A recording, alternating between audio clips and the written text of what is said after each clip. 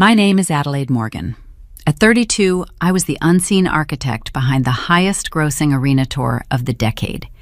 If you attended a pop concert in the last 3 years and felt the bass rattle your ribs while a laser grid painted the sky, you were standing inside a world I built.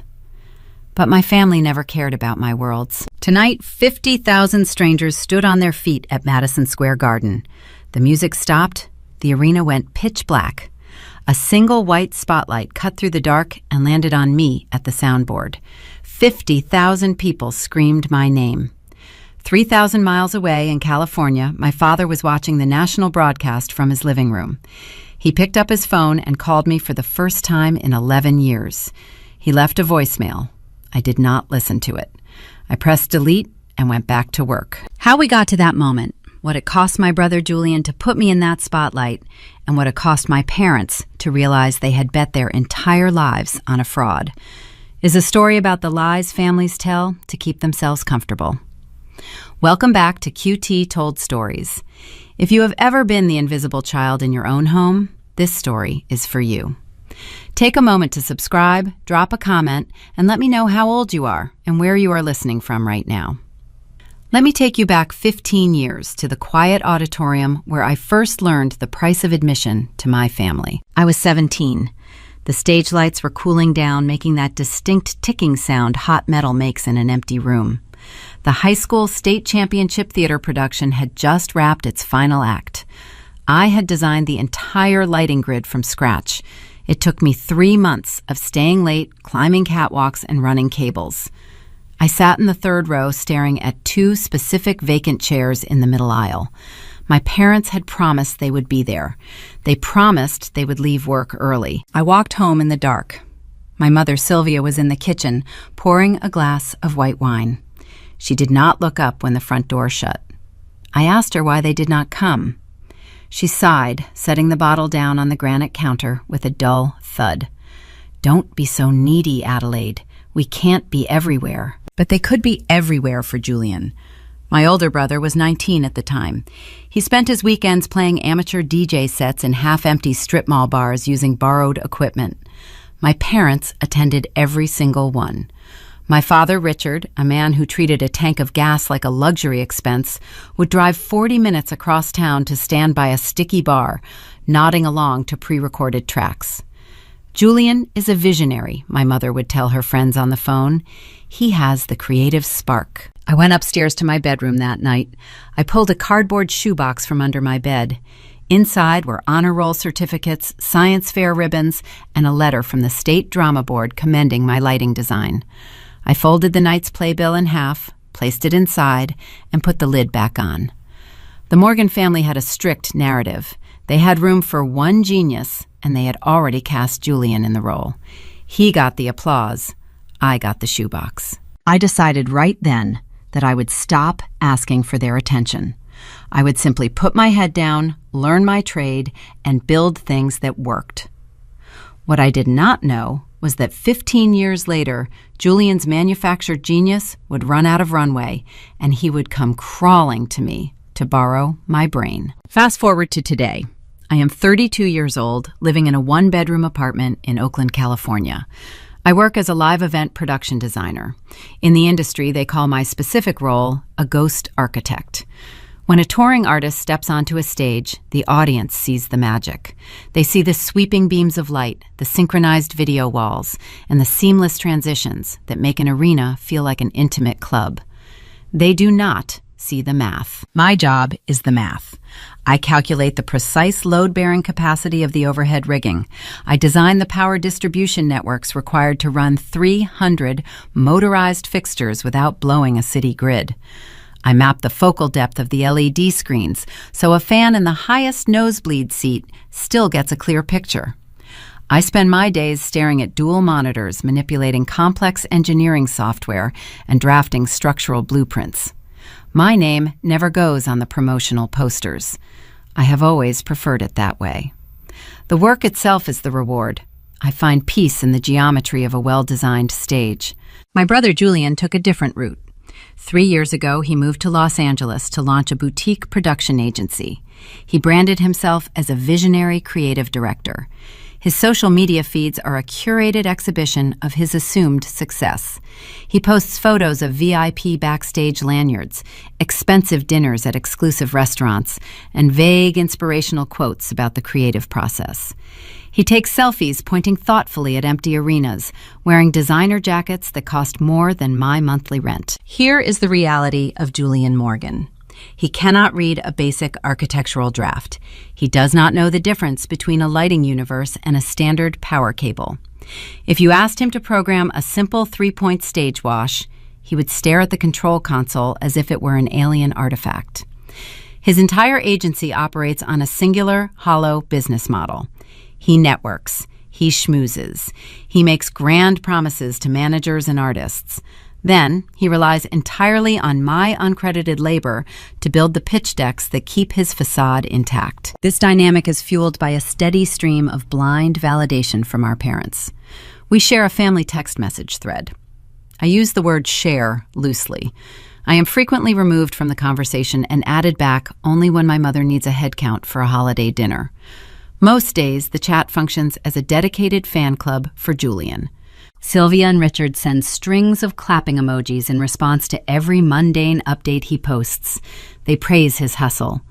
My mother frequently types paragraphs about how proud she is that her son is conquering a tough city. When I occasionally mention a successful project I have completed, the responses are brief. A simple thumbs up icon. A polite note saying, "That sounds nice." Then the conversation immediately pivots back to Julian's latest networking event. I pay my own rent in Oakland. I buy my own groceries. I funded my own software certification courses. Julian, meanwhile, drives a leased Porsche SUV. He tells his followers his boutique agency is backed by anonymous angel investors. I know my parents' financial history. I know my father spent 30 years managing a mid-tier logistics branch, and my mother worked as a dental hygienist. Angel investors do not usually require you to co-sign a lease on a luxury vehicle. I suspected early on that the bank of mom and dad was keeping the visionary afloat. I never brought it up. It was not my business. I kept my head down and focused on my screens. The arrangement survived because I allowed it to survive. I absorbed the inequity because it was easier than fighting a battle I was destined to lose. Then, on a Tuesday afternoon in early October, the scale of his delusion shifted. Julian called me. I was in the middle of routing a complex cable path for a regional festival. He did not ask how I was doing. He did not ask if I had the bandwidth to talk. He opened the conversation with the breathless, frantic energy of a man who had just struck gold. He told me he had secured a preliminary meeting for a national pop tour. He withheld the artist's name, wanting to build the suspense, but he emphasized the scope of the project. 40 arena dates, a multi-million-dollar production budget. It was the kind of contract that elevates an agency from a localized vanity project to a serious industry player. I need you to whip up some visual concepts, he said. His voice was casual, drifting over the background noise of a busy coffee shop. Just a few rendering files, maybe a 3D stage walkthrough. Keep it edgy, but scalable. I have the pitch meeting next Thursday, so I need the files by Monday night. Consider it a family favor. I stopped typing. Whip up some visual concepts. In my profession, building a scalable 3D stage walkthrough for an arena tour requires mapping out the physical dimensions of multiple venues. It requires calculating sightlines, rendering high-resolution textures for video walls, and ensuring the proposed structures obey the laws of physics. It is not something you whip up over a weekend. It is a grueling, highly specialized process. Legitimate management firms pay tens of thousands of dollars to commission that exact level of work. I sat at my desk, looking at my monitors. The cursor blinked on a structural wireframe I was already behind on. The familiar, suffocating weight of compliance settled over my shoulders. For 15 years, my primary survival strategy in the Morgan family had been to perform the silent labor required to keep the peace. I swallowed the frustration. I told him I would see what I could do. He laughed. He told me I was the best sister in the world. Then he hung up before I could ask a single technical question about the stage dimensions. The phone screen faded to black. I picked the device up and set it down again. I stared at the dark reflection of my own face in the glass. Something deep inside me shifted in that quiet room. This was not another local nightclub pitch. This was not a regional festival where the stakes were low. This was a national stadium tour. Julian was preparing to walk into a boardroom with high-tier music executives. He was going to present my specialized engineering as his own casual brainstorming. I knew exactly what would happen if I gave him those files. He would walk into that meeting holding a sleek tablet. He would swipe through my high-resolution renders, pointing out the elegant curve of the lighting truss or the innovative placement of the subwoofers. The executives would nod, impressed by the polish. Then, a production manager would ask him a basic question about rigging weight limits or power phases. Julian would smile his practiced, empty smile and throw out a salad of meaningless industry buzzwords. He was walking into a room full of veterans, wearing a suit made of paper, expecting the lights to keep him hidden. The injustice of it tasted bitter. Legitimate designers spend a decade carrying road cases and coiling dirty cables just to earn a seat at that table. Julian was bypassing the line entirely, using my calloused hands to open the door. He expected me to be grateful for the opportunity to serve his ambition. My mother's voice echoed in my memory from that empty high school auditorium 15 years ago. "Don't be so needy. Let your brother have his moment." I had spent my entire adult life making myself small so my brother could stand tall.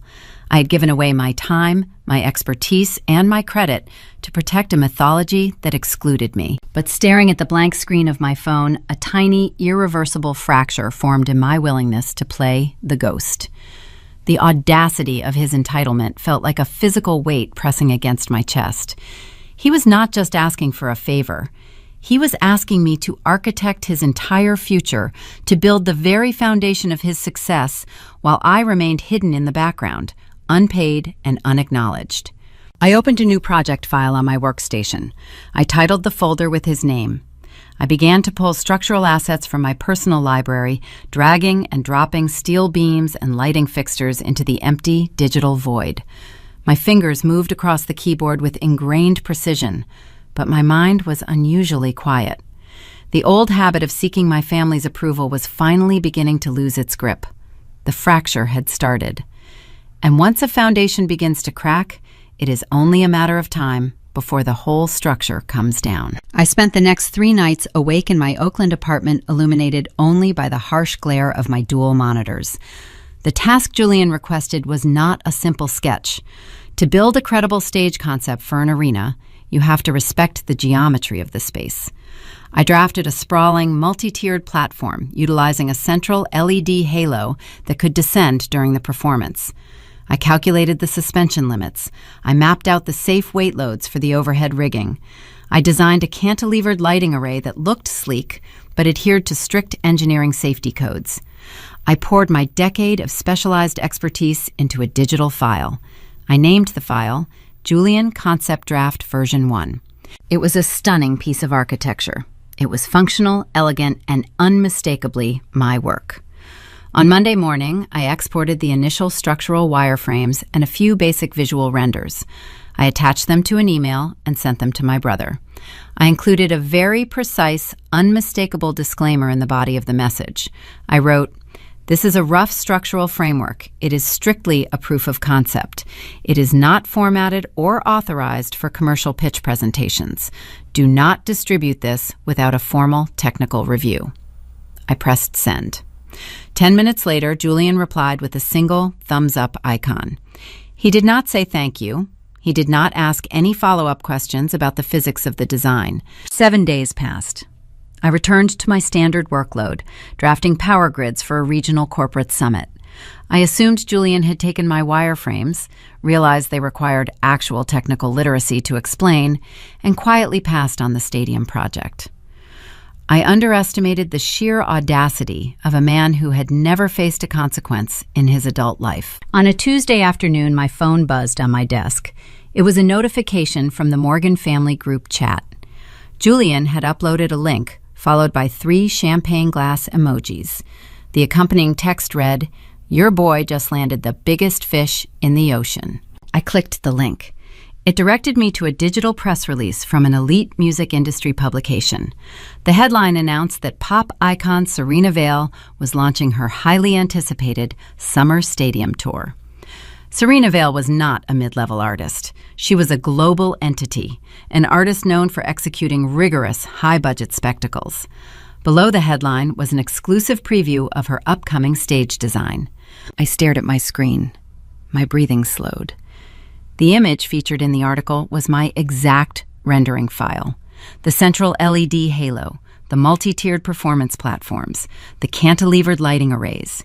It was my intellectual property, copied and pasted into a global press release. The only difference was located in the bottom right corner. Julian had slapped a sleek, modern watermark over my foundation. It read, "Creative Direction by Morgan Boutique Agency." He had stolen my blueprint. He did not use it as inspiration. He did not use it as a structural guide. He took my proprietary file and sold it to one of the most powerful management teams in the music industry as his own original creation. I picked up my phone and opened a private message to Julian. My fingers tapped the glass screen with cold precision.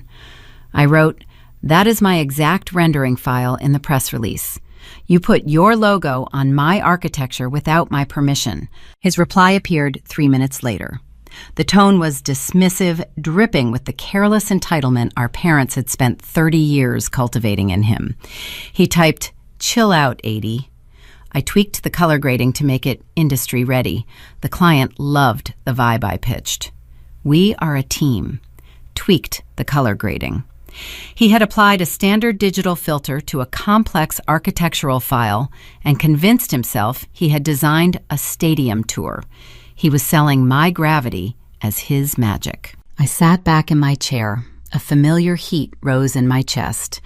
I prepared to call him. I planned to demand he retract the image and inform the publication of the correct authorship. Before I could locate his contact card, my phone rang in my hand. The caller ID displayed my father's name, Richard. My father rarely initiated phone calls. He preferred the safety of passive text messages or routing his communication through my mother. When I answered, his voice lacked its usual detached rhythm. He sounded strained, talking fast, tripping over his own sentences.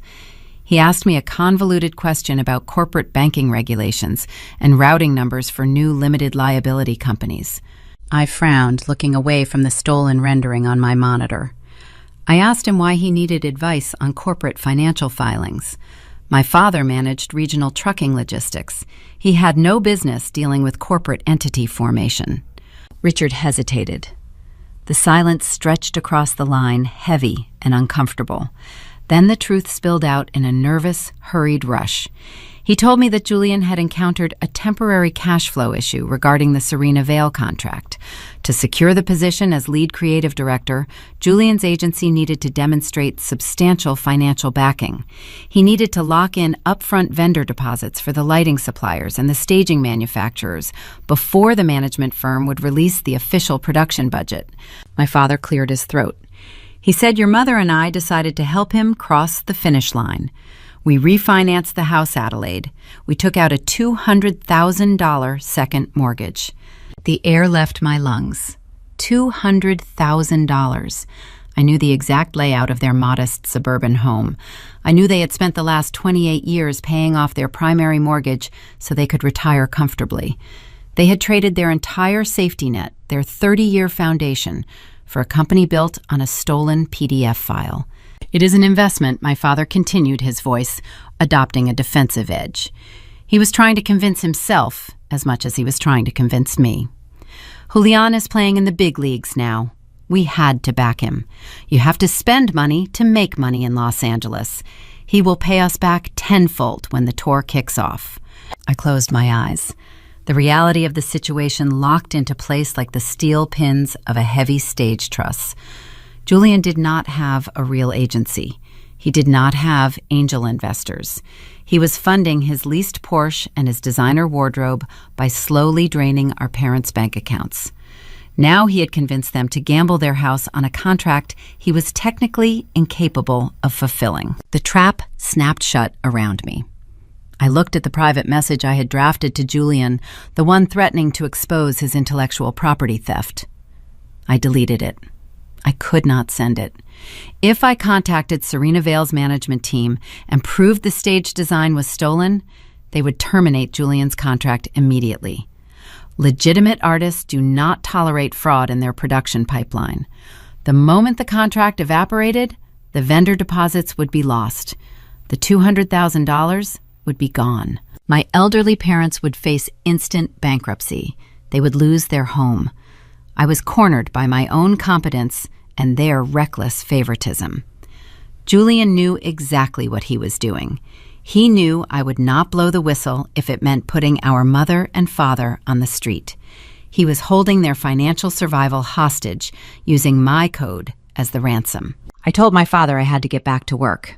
I ended the call. The silence in my apartment felt entirely different now. It was no longer the quiet of a focused workspace.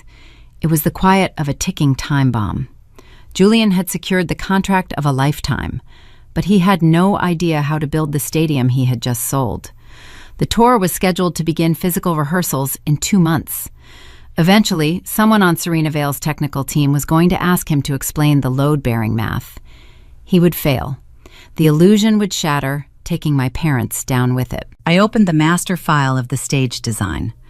I stared at the central LED halo. Julian had forced my hand. I could not expose him yet, but I also refused to let him walk away with my legacy. I needed to let him build his paper castle just a little higher, knowing I held the only match that could burn it down. 3 weeks after the initial press release, Julian collided with a wall he could not charm his way over. Selling a conceptual rendering to a management firm is a performance. Building that concept into a physical touring structure requires geometry, physics, and electrical engineering. Julian possessed none of those specialized skills. The tour was transitioning from the visual phase to the logistical phase. The people writing the checks wanted to know how a floating LED halo would be powered without destroying the venue transformers. They wanted safety specifications. They wanted weight calculations. Julian was suffocating under the heavy burden of his own fabrication. He needed my brain in the room. He could not ask for my help honestly, so he orchestrated a performance for our parents. A notification popped up in the Morgan family chat on a Thursday morning. Julian wrote that he was heading into a crucial vendor meeting with Serena Vale's management team in Los Angeles. He added that he was going to fly me down and let me sit in. He typed that it would be a great opportunity for his little sister to see how the big leagues operate. My father replied with an emoji of a gold trophy. My mother typed a long paragraph praising Julian for his generosity, calling him a true leader who always looked out for his siblings. 10 minutes later, my phone vibrated with a private text from Sylvia. It was not a message of encouragement. It was a strict set of instructions. Dress simply, Adelaide. Do not wear anything that draws attention. Sit quietly, take notes if he asks you to, and let Julian do the talking. He has worked very hard to cultivate these relationships. Do not get in his way. I packed a muted gray suit and booked a flight to Burbank. I was not traveling to Los Angeles to learn about the industry. I was traveling to protect a $200,000 mortgage that rested entirely on my brother's precarious shoulders. The meeting took place in a glass-enclosed conference room on the top floor of a Century City high-rise. The space smelled of cold air conditioning, expensive leather, and serious money. Serena Vale's management team occupied one side of the long mahogany table. They were formidable people. Lawyers, tour promoters, and financial directors who managed millions of dollars a day. At the far end of the table sat Marcus. He was a veteran production manager with salt and pepper hair and the calloused hands of a man who had spent 3 decades loading steel before moving to the executive tier. He did not smile. He analyzed. Julian sat at the center of the opposite side. He wore a tailored linen jacket and a confident grin, projecting the aura of a relaxed visionary.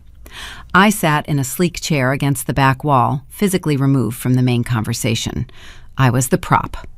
I wore my gray suit. I held a blank notepad. I became invisible. For the first 40 minutes, Julian excelled.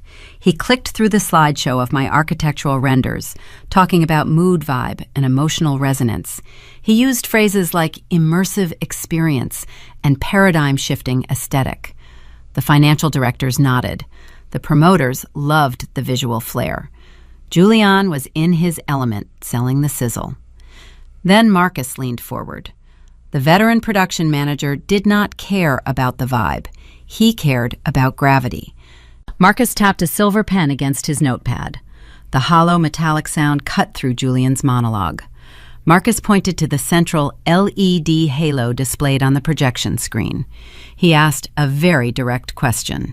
He wanted to know the total static weight of the center rig and how Julian planned to distribute that load across the standard grid of a 20-year-old basketball arena. Julian froze. His grin remained in place, but the muscles around his eyes tightened. He adjusted his linen jacket. He cleared his throat. He offered a vague assurance about utilizing modern rigging techniques and outsourcing the liability to top-tier steel vendors. Marcus did not blink. He asked about the power draw. He stated that the lighting array shown in the render would require at least 400 amps of three-phase power. He asked if Julian had factored in the cable gauge and the voltage drop for the secondary truss positions. The atmosphere in the boardroom shifted from warm to frigid. The financial directors stopped nodding. They looked at Julian. Julian looked at the projection screen, his mind racing to find a buzzword that could substitute for a mathematical equation. He found nothing. He was drowning in a glass room. Julian turned his head and looked at me sitting against the back wall. His eyes held a brief flash of sheer panic, instantly masked by a practiced pivot. He gestured toward me with a casual flick of his wrist. He told the room that he preferred to keep his creative focus on the big picture. He said he brought his tech assistant along to handle the granular data. He smiled at Marcus and said Adelaide could walk them through the routing specifics. I stood up. I did not rush. I walked to the edge of the mahogany table, keeping my posture neutral. I did not look at my brother. I looked directly at Marcus. I answered the question. I kept my voice clinical and precise. I explained that the central halo was designed using modular, lightweight carbon framing rather than traditional aluminum trussing, reducing the static weight by 30%. I detailed the motor plot, specifying 2-ton hoists utilizing a bridle configuration to distribute the load across multiple structural I-beams in older venues. I addressed the electrical concern without missing a beat. I outlined a decentralized power distribution strategy, placing intelligent relay racks directly in the catwalks to eliminate long, heavy cable runs from the arena floor.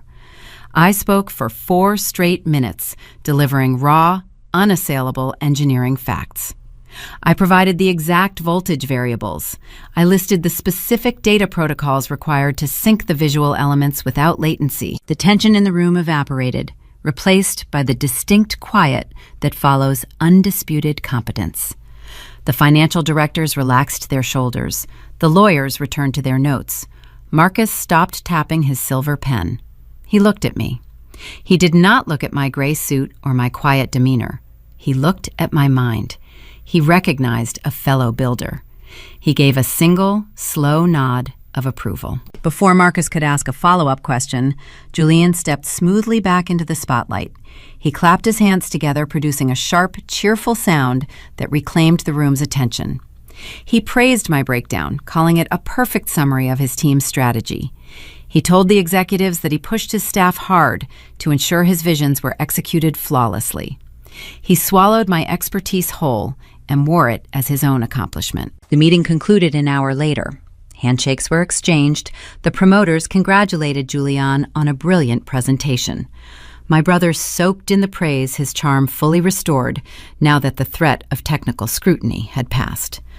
I remained by the back wall, gathering my blank notepad. As the executives filed out the glass doors, Marcus lingered near the presentation screen. He was packing his briefcase, but his eyes tracked the dynamic between Julian and me. He watched my brother walk out ahead of me, not holding the door, not offering a single word of thanks. Marcus saw the ghost in the machine. He saw the architect standing quietly in the shadow of the salesman. He said nothing, but a seasoned production manager knows that a man who cannot calculate a load limit did not design a carbon-frame stadium rig. I followed Julian into the bright Los Angeles sunlight. We walked toward his leased Porsche in the parking garage. I expected him to ignore what had just happened. I expected him to boast about his successful pitch. Instead, he stopped by the driver's side door and reached into his leather messenger bag. The panic he felt in that boardroom had terrified him. He realized my knowledge was a liability if he could not control it permanently. He pulled out a thick stack of stapled paper. He held it out to me. The engine of his ambition had survived the meeting, but he needed to lock me in the trunk before the car drove any further. The midday Los Angeles sun hit the concrete parking structure with a blinding glare. Julian stopped beside the driver's side door of his leased luxury vehicle. He unzipped his leather messenger bag. The artificial charm he wore inside the boardroom was entirely gone, replaced by a cold, transactional urgency. He pulled out a thick stack of stapled paper and a plain white envelope. He shoved them toward my chest. I took the documents. The top page featured heavy legal jargon, but the header was unmistakable. It was a comprehensive non-disclosure agreement. I flipped through the pages. The clauses were ironclad. They demanded the complete transfer of all intellectual property, prohibiting me from ever claiming credit, discussing my involvement, or using the designs in my own professional portfolio. Julian tapped the white envelope. He told me there was a cashier check inside for $5,000. He called it a generous bonus for stepping up and helping the family. $5,000. The total production budget for Serena Vale's tour hovered around $18 million. Julian stood to make a creative director fee well into the seven figures, plus a percentage of the gross merchandising revenue tied to the stage visuals. He was offering me a fraction of a percent to permanently erase my name from my own architectural masterpiece. He needed me legally silenced before I could realize my own leverage. I looked at my brother. He checked his expensive wristwatch, feigning impatience. He told me to sign the back page, date it, and overnight it to his attorney by Friday. He said our parents were thrilled that we were finally working as a cohesive unit.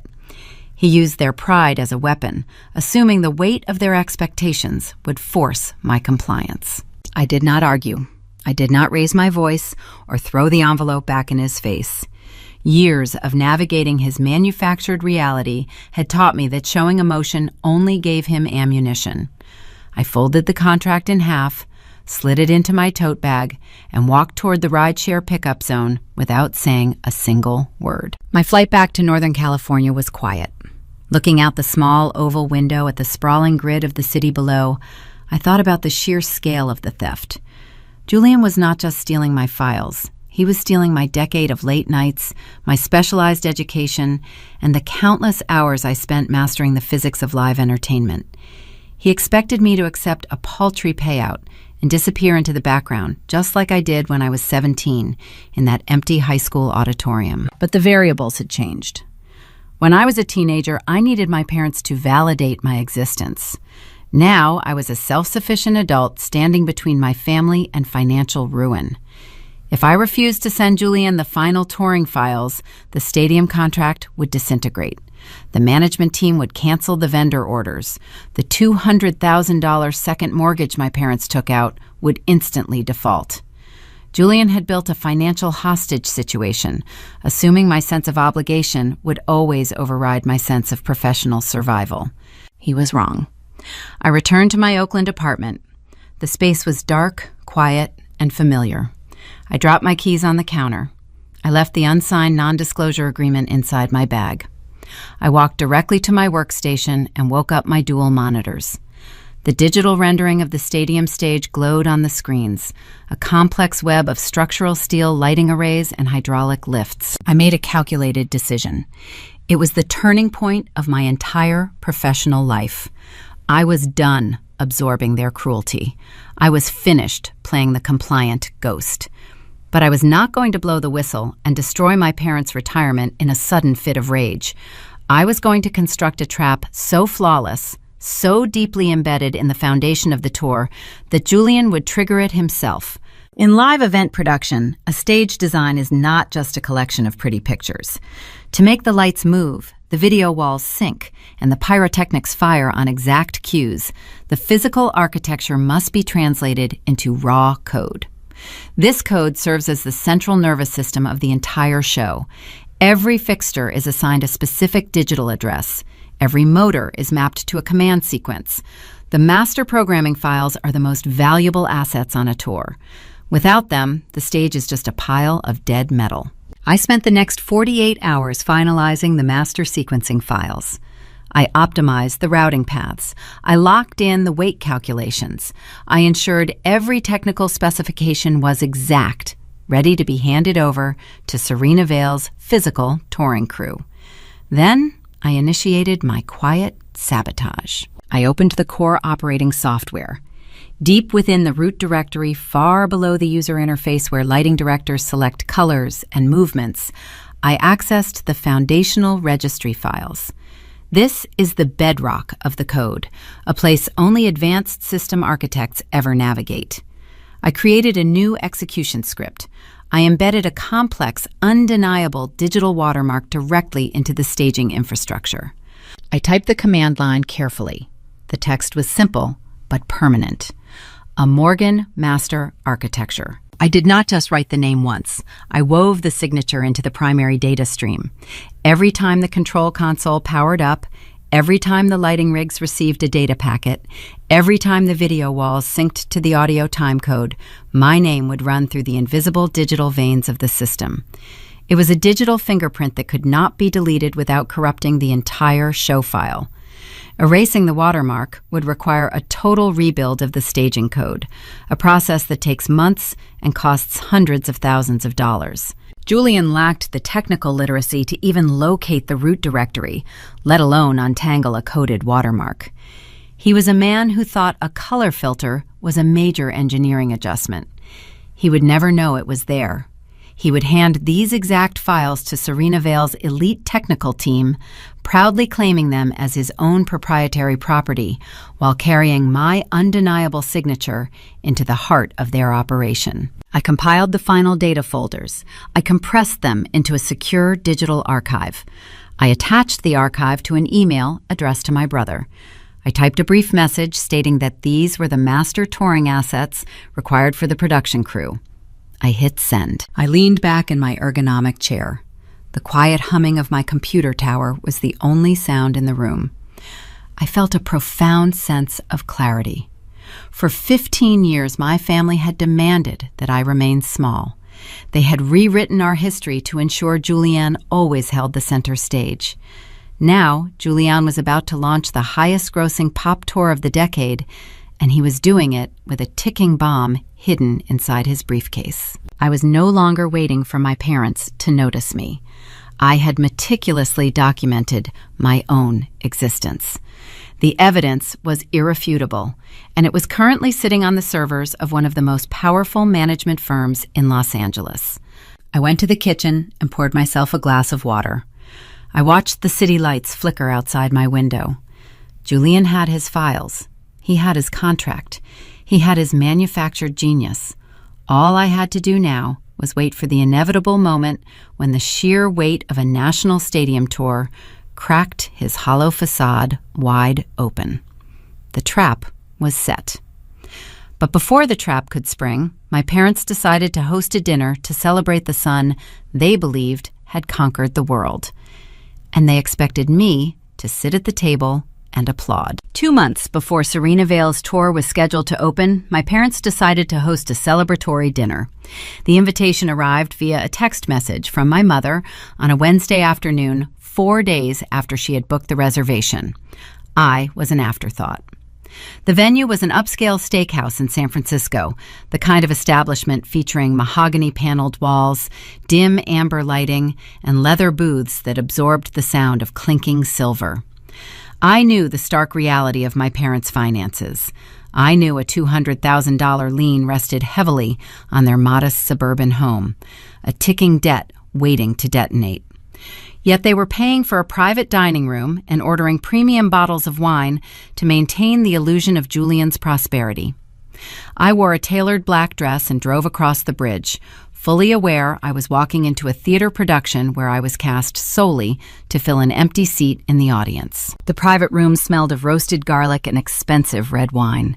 Extended family members, close neighbors, and a few of Julian's superficial Los Angeles acquaintances occupied the long banquet table. Julian sat at the head, wearing a dark velvet blazer, pouring wine for his captive audience. He spoke loudly, his voice carrying an unearned authority. He described his grand vision for the opening night at Madison Square Garden. He talked about the floating LED halo descending from the ceiling. He detailed how the lighting arrays would cascade during the opening musical sequence. I sat near the foot of the table, separated by 3 heavy floral centerpieces, and listened to him use my precise engineering descriptions. He stripped away the complex math, the load-bearing variables, and the electrical distribution data, replacing my science with the vague, sweeping language of a misunderstood artist. He did not stumble over his words because he was not facing a seasoned production manager tonight. He was facing people who desperately wanted to believe the Morgan family had produced a prodigy. Halfway through the main course, Sylvia stood up. She tapped a silver spoon against her crystal wine glass. The low chatter in the room faded into an expectant quiet. My mother held her glass high, her eyes already glistening with curated tears. She looked down the length of the table at Julian with a profound, almost religious reverence. She spoke about the long, grueling hours he had put into his craft, conveniently ignoring the reality that his craft consisted entirely of forwarding my digital attachments. She praised his resilience and his unique creative spark. Then she delivered the line she had polished for this exact demographic. "Julian," she said, her voice trembling with practiced emotion, "you are the only one who truly made something of the Morgan name. You put us on the map." The guests murmured their warm agreement. Glasses clinked in unison. My father beamed from his seat next to her, clapping his hands together with a pride he had never once directed toward me. I took a slow sip of my sparkling water. I felt no sudden sting of betrayal. The domestic erasure was no longer an open wound. It was simply a confirmed diagnosis.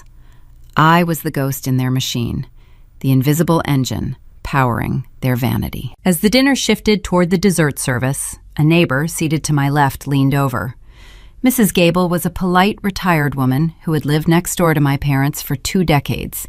She offered a warm, somewhat patronizing smile, trying to include me in the glowing atmosphere.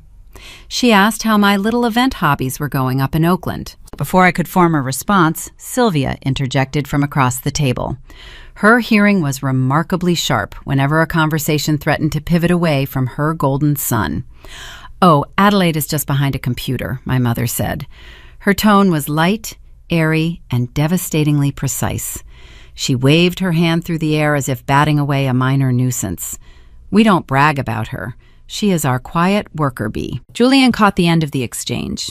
He leaned back in his heavy leather chair, swirling the deep red wine in his glass. He smiled his signature hollow grin. He saw an opportunity to elevate his own status by using me as a stepping stone in front of his audience. "Leave Addie alone, Mom," he said, his voice projecting easily over the low chatter of the room. "She has a very stable job." "What do you make now, Addie?" $70,000 a year. It is good, honest work. Not everyone is built to handle the pressure of an 8-figure stadium deal. Some people are just meant to pull the cables and follow the blueprints. A few guests chuckled politely. Others offered sympathetic, tight-lipped nods in my direction. They expected me to flush with embarrassment.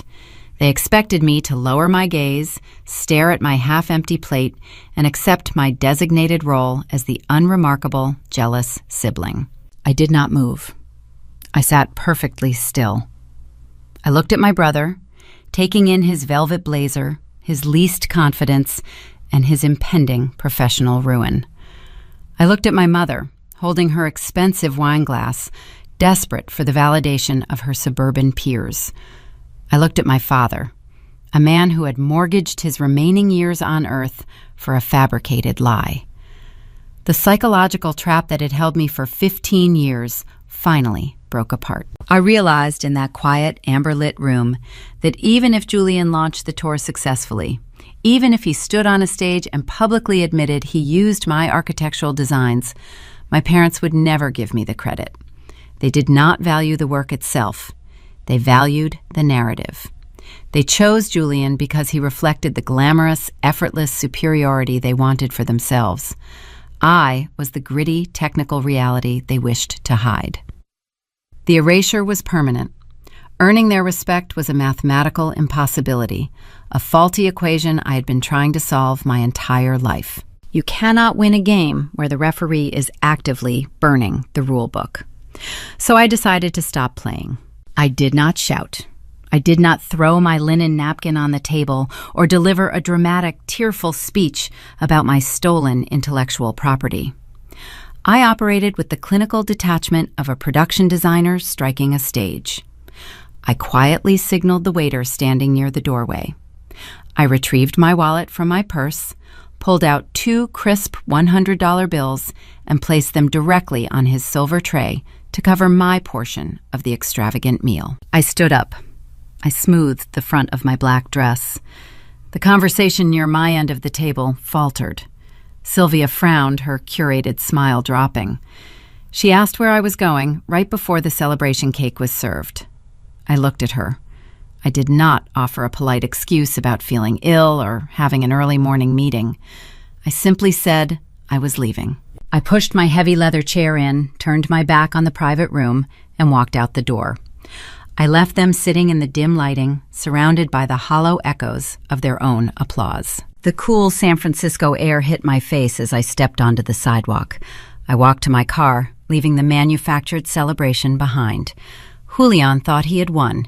He thought he had successfully relegated me to the background, secured his parental funding, and solidified his genius status in front of our family.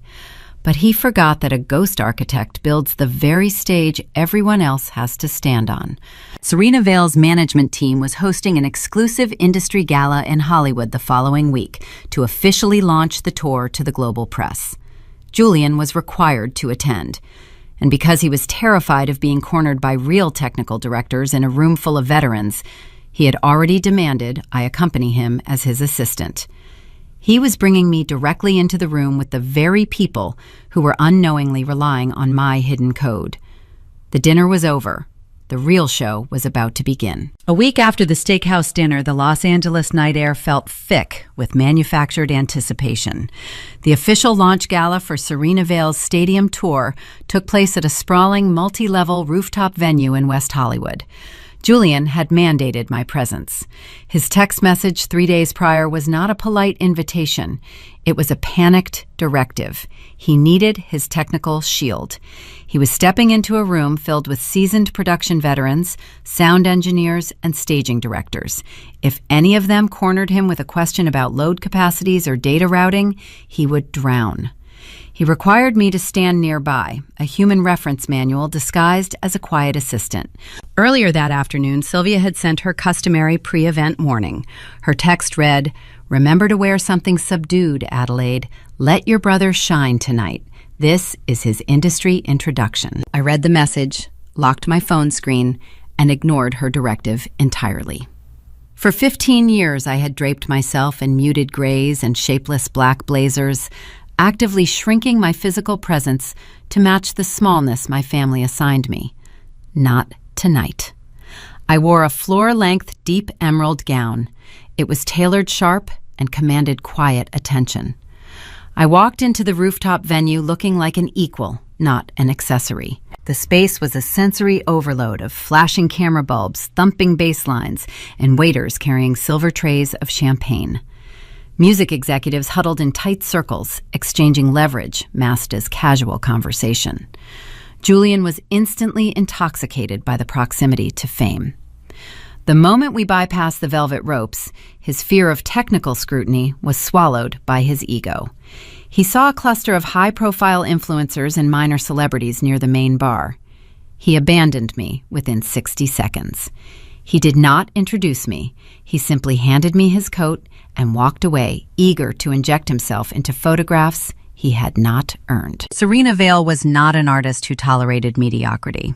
She had spent a decade building her empire, from dive bars to arenas, notoriously firing producers who attempted to coast on past laurels. She demanded rigor. Her inner circle reflected that exact ethos. Marcus, her production manager, was the gatekeeper of that standard. I had no desire to mingle with Julian's superficial targets. I handed his coat to the cloakroom attendant and navigated through the dense crowd toward the perimeter of the venue. I found a quiet, glass-walled balcony overlooking the sprawling grid of Los Angeles streetlights. The distant hum of traffic provided a steady, grounding rhythm beneath the muffled thumping of the party inside. I leaned against the railing, enjoying the cool breeze. I felt a strange sense of finality. My watermark was already embedded in their servers. The trap was armed. I was just waiting for the timer to run out. I heard the heavy glass door slide open behind me. I expected a stray guest searching for a quiet corner. Instead, the heavy footsteps stopped a few feet away. I turned around. Marcus stood near the edge of the balcony. He was not wearing a tuxedo, opting instead for a sharp, tailored black suit that matched his pragmatic demeanor. Standing directly beside him was Serena Vale. Serena was striking, radiating the intense, focused energy of a woman who controlled her own orbit. She wore a structured crimson blazer, her eyes sharp and assessing. She did not carry a champagne flute. She was not here to celebrate. She was here to work. Marcus stepped forward. He bypassed all standard industry pleasantries. He did not ask how I was enjoying the party or offer a polite comment about the Los Angeles skyline. He operated with the blunt efficiency of a man managing an $18 million budget. He reached into his inside jacket pocket and pulled out a folded sheet of printed paper. He handed it to me. I took the page. It was a direct printout of a core directory script from the staging software. Highlighting the center of the code block was my exact digital signature. "We ran a stress test on the rendering files this morning," Marcus said. His voice was low, carrying the gravelly texture of countless late-night arena loadouts. "We needed to adjust the descent rate on the hydraulic lift for the center halo. My lead programmer dug into the root directory to alter the timecode. We found this buried in the master execution script." He watched my face, looking for a reaction. I did not flinch. I handed the paper back to him. Marcus folded the sheet and slid it back into his pocket. He took a half step closer, his gaze locking onto mine with clinical intensity. "I sat in a boardroom with your brother 3 weeks ago," Marcus continued. "I asked him a basic question about dynamic weight loads. He panicked. The man does not know what a DMX universe is. He does not know how to calculate a voltage drop. He certainly does not know how to write an embedded digital watermark into a proprietary software architecture." Marcus paused, letting the silence stretch between us. The muffled music from the gala felt miles away. Then he asked the question that stripped away 15 years of Morgan family mythology. "You built this entire tour, didn't you?" The moment had arrived. The Golden Child's fragile narrative rested entirely in my hands. A lifetime of conditioning screamed at me to lower my eyes, to deflect the praise, to protect Julian's fragile ego and my parents' precarious financial state. But the woman standing in the emerald gown on that balcony was no longer the invisible teenager from the high school auditorium. I looked at Marcus. I looked at Serena Vale, who was watching me with an expression of intense, calculated silence. I did not cry. I did not boast or launch into a dramatic monologue about my brother's cruel entitlement. I maintained my calm, professional demeanor. I answered the question with the exact precision of an engineer verifying a blueprint. "Yes," I said, "the architecture, the CAD files, and the sequencing are entirely my original intellectual property." I kept my tone level, devoid of any emotional tremor. I drafted the initial structural wireframes in my Oakland apartment. I calculated the load limits. I mapped the decentralized power distribution. I built the code that syncs the lighting array to the audio timecode. Julian did not contribute a single mathematical equation to those files. He took my proof of concept, placed his agency logo over my work, and presented it as his own. Serena Vale took a slow breath. Her jaw tightened. She was a woman who despised industry frauds. She had clawed her way to the top by relying on genuine, unvarnished talent, and she recognized an imposter the moment the facade cracked. She looked at Marcus. Marcus gave her a brief, confirming nod. The veteran production manager had suspected the truth since the boardroom meeting. The watermark was simply the undeniable, documented proof he needed to act. Serena turned her attention back to me. She did not express pity. She expressed business. She asked me if I possessed the original, time-stamped source files to verify my claim. I told her I kept meticulous archives of every project I designed. I had the raw data, the independent LLC registration, and the initial email thread proving I sent the unformatted files to Julian with a strict, non-commercial disclaimer. I also mentioned the blank non-disclosure agreement Julian had shoved into my hands in a Century City parking garage, an agreement I refused to sign. Serena's eyes glinted with a sharp, formidable light. She hated parasites, and she had just discovered one attached to the largest tour of her career. She thanked me for my honesty. She told me to enjoy the rest of the evening, adding that her legal team would be in touch very shortly. Then she and Marcus turned and walked back into the crowded venue, disappearing into the sea of flashing lights and loud music. I stood alone on the balcony, the cool wind brushing against my face. I looked through the glass partition into the main room. Julian was holding a glass of expensive champagne, smiling wide for a photographer, networking with executives he had deceived. The truth had officially bypassed him. He was entirely unaware that his fabricated empire had just been dismantled behind a glass door. The timer had hit 0. The administration of his ruin was about to begin. The morning after the Hollywood Gala arrived with bright California sunshine. Julian woke up in his upscale apartment feeling invincible. His inbox contained a single brief email from Serena Vale's management group requesting his presence at their Beverly Hills headquarters for an urgent 9 o'clock meeting. Julian smiled at his phone screen. In his manufactured reality, an urgent morning meeting following a successful launch party meant only one thing. He assumed they wanted to finalize his upcoming press features, perhaps schedule a magazine cover shoot, or discuss expanding his creative director role for the European leg of the tour. He spent an hour curating his appearance. He selected a tailored navy suit, skipping the tie, to project the effortless aura of a young visionary. He drove his leased Porsche down the palm tree-lined avenues, rehearsing humble sound bites in the rearview mirror. He practiced thanking his team while ensuring all the credit funneled directly back to his own genius. He handed his keys to the valet and walked into the sleek marble lobby of the management tower.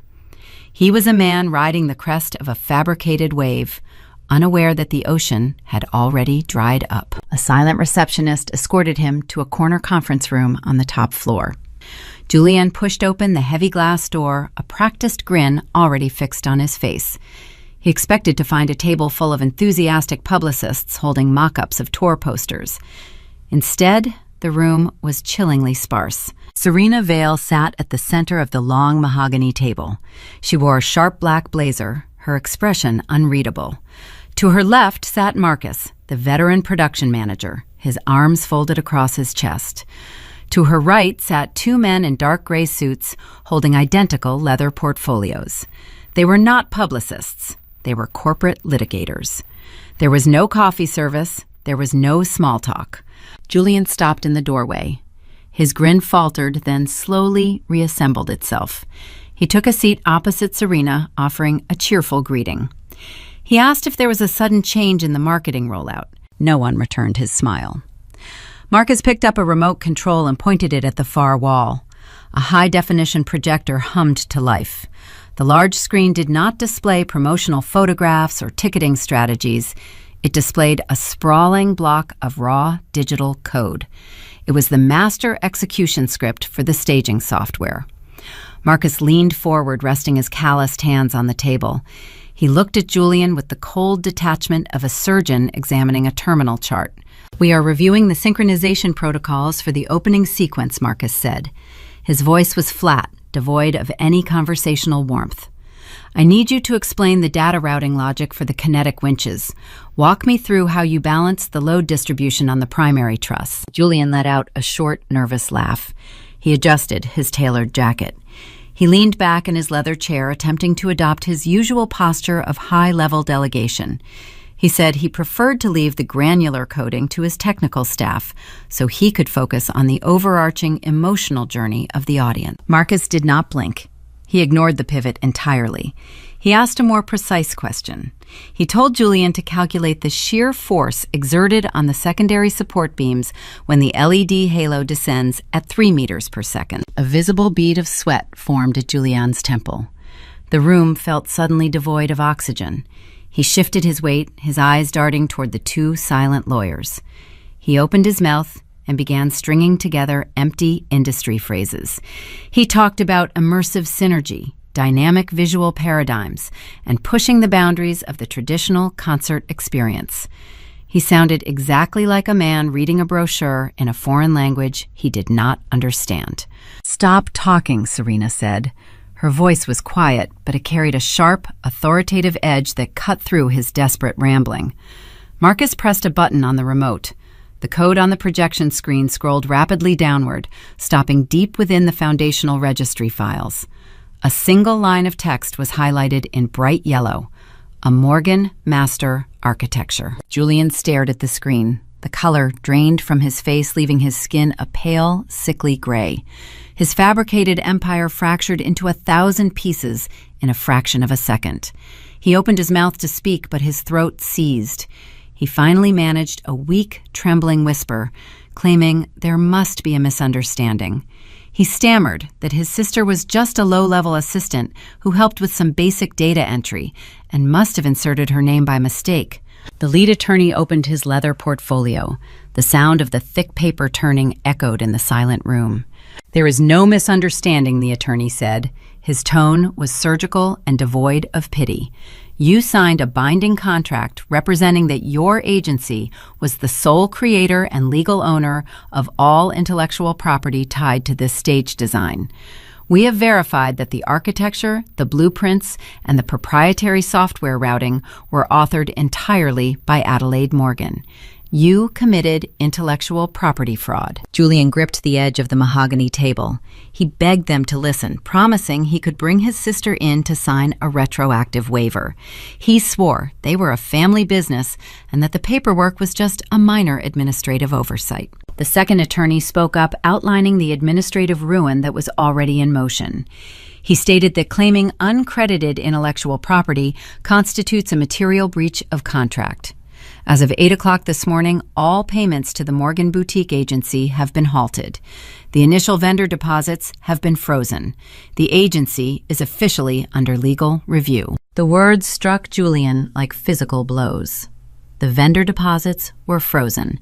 Those were the exact funds required to secure the staging equipment. Without those deposits, the entire production schedule would collapse.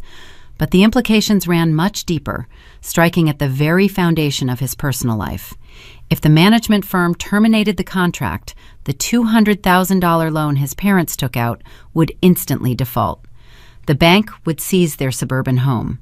Julian realized he had not just ruined his own career, he had bankrupted his mother and father. Serena Vale leaned forward, placing her hands flat on the polished wood. She looked at Julian with profound disgust. She told him she built her career by outworking her competitors, not by stealing from the people in her own shadow.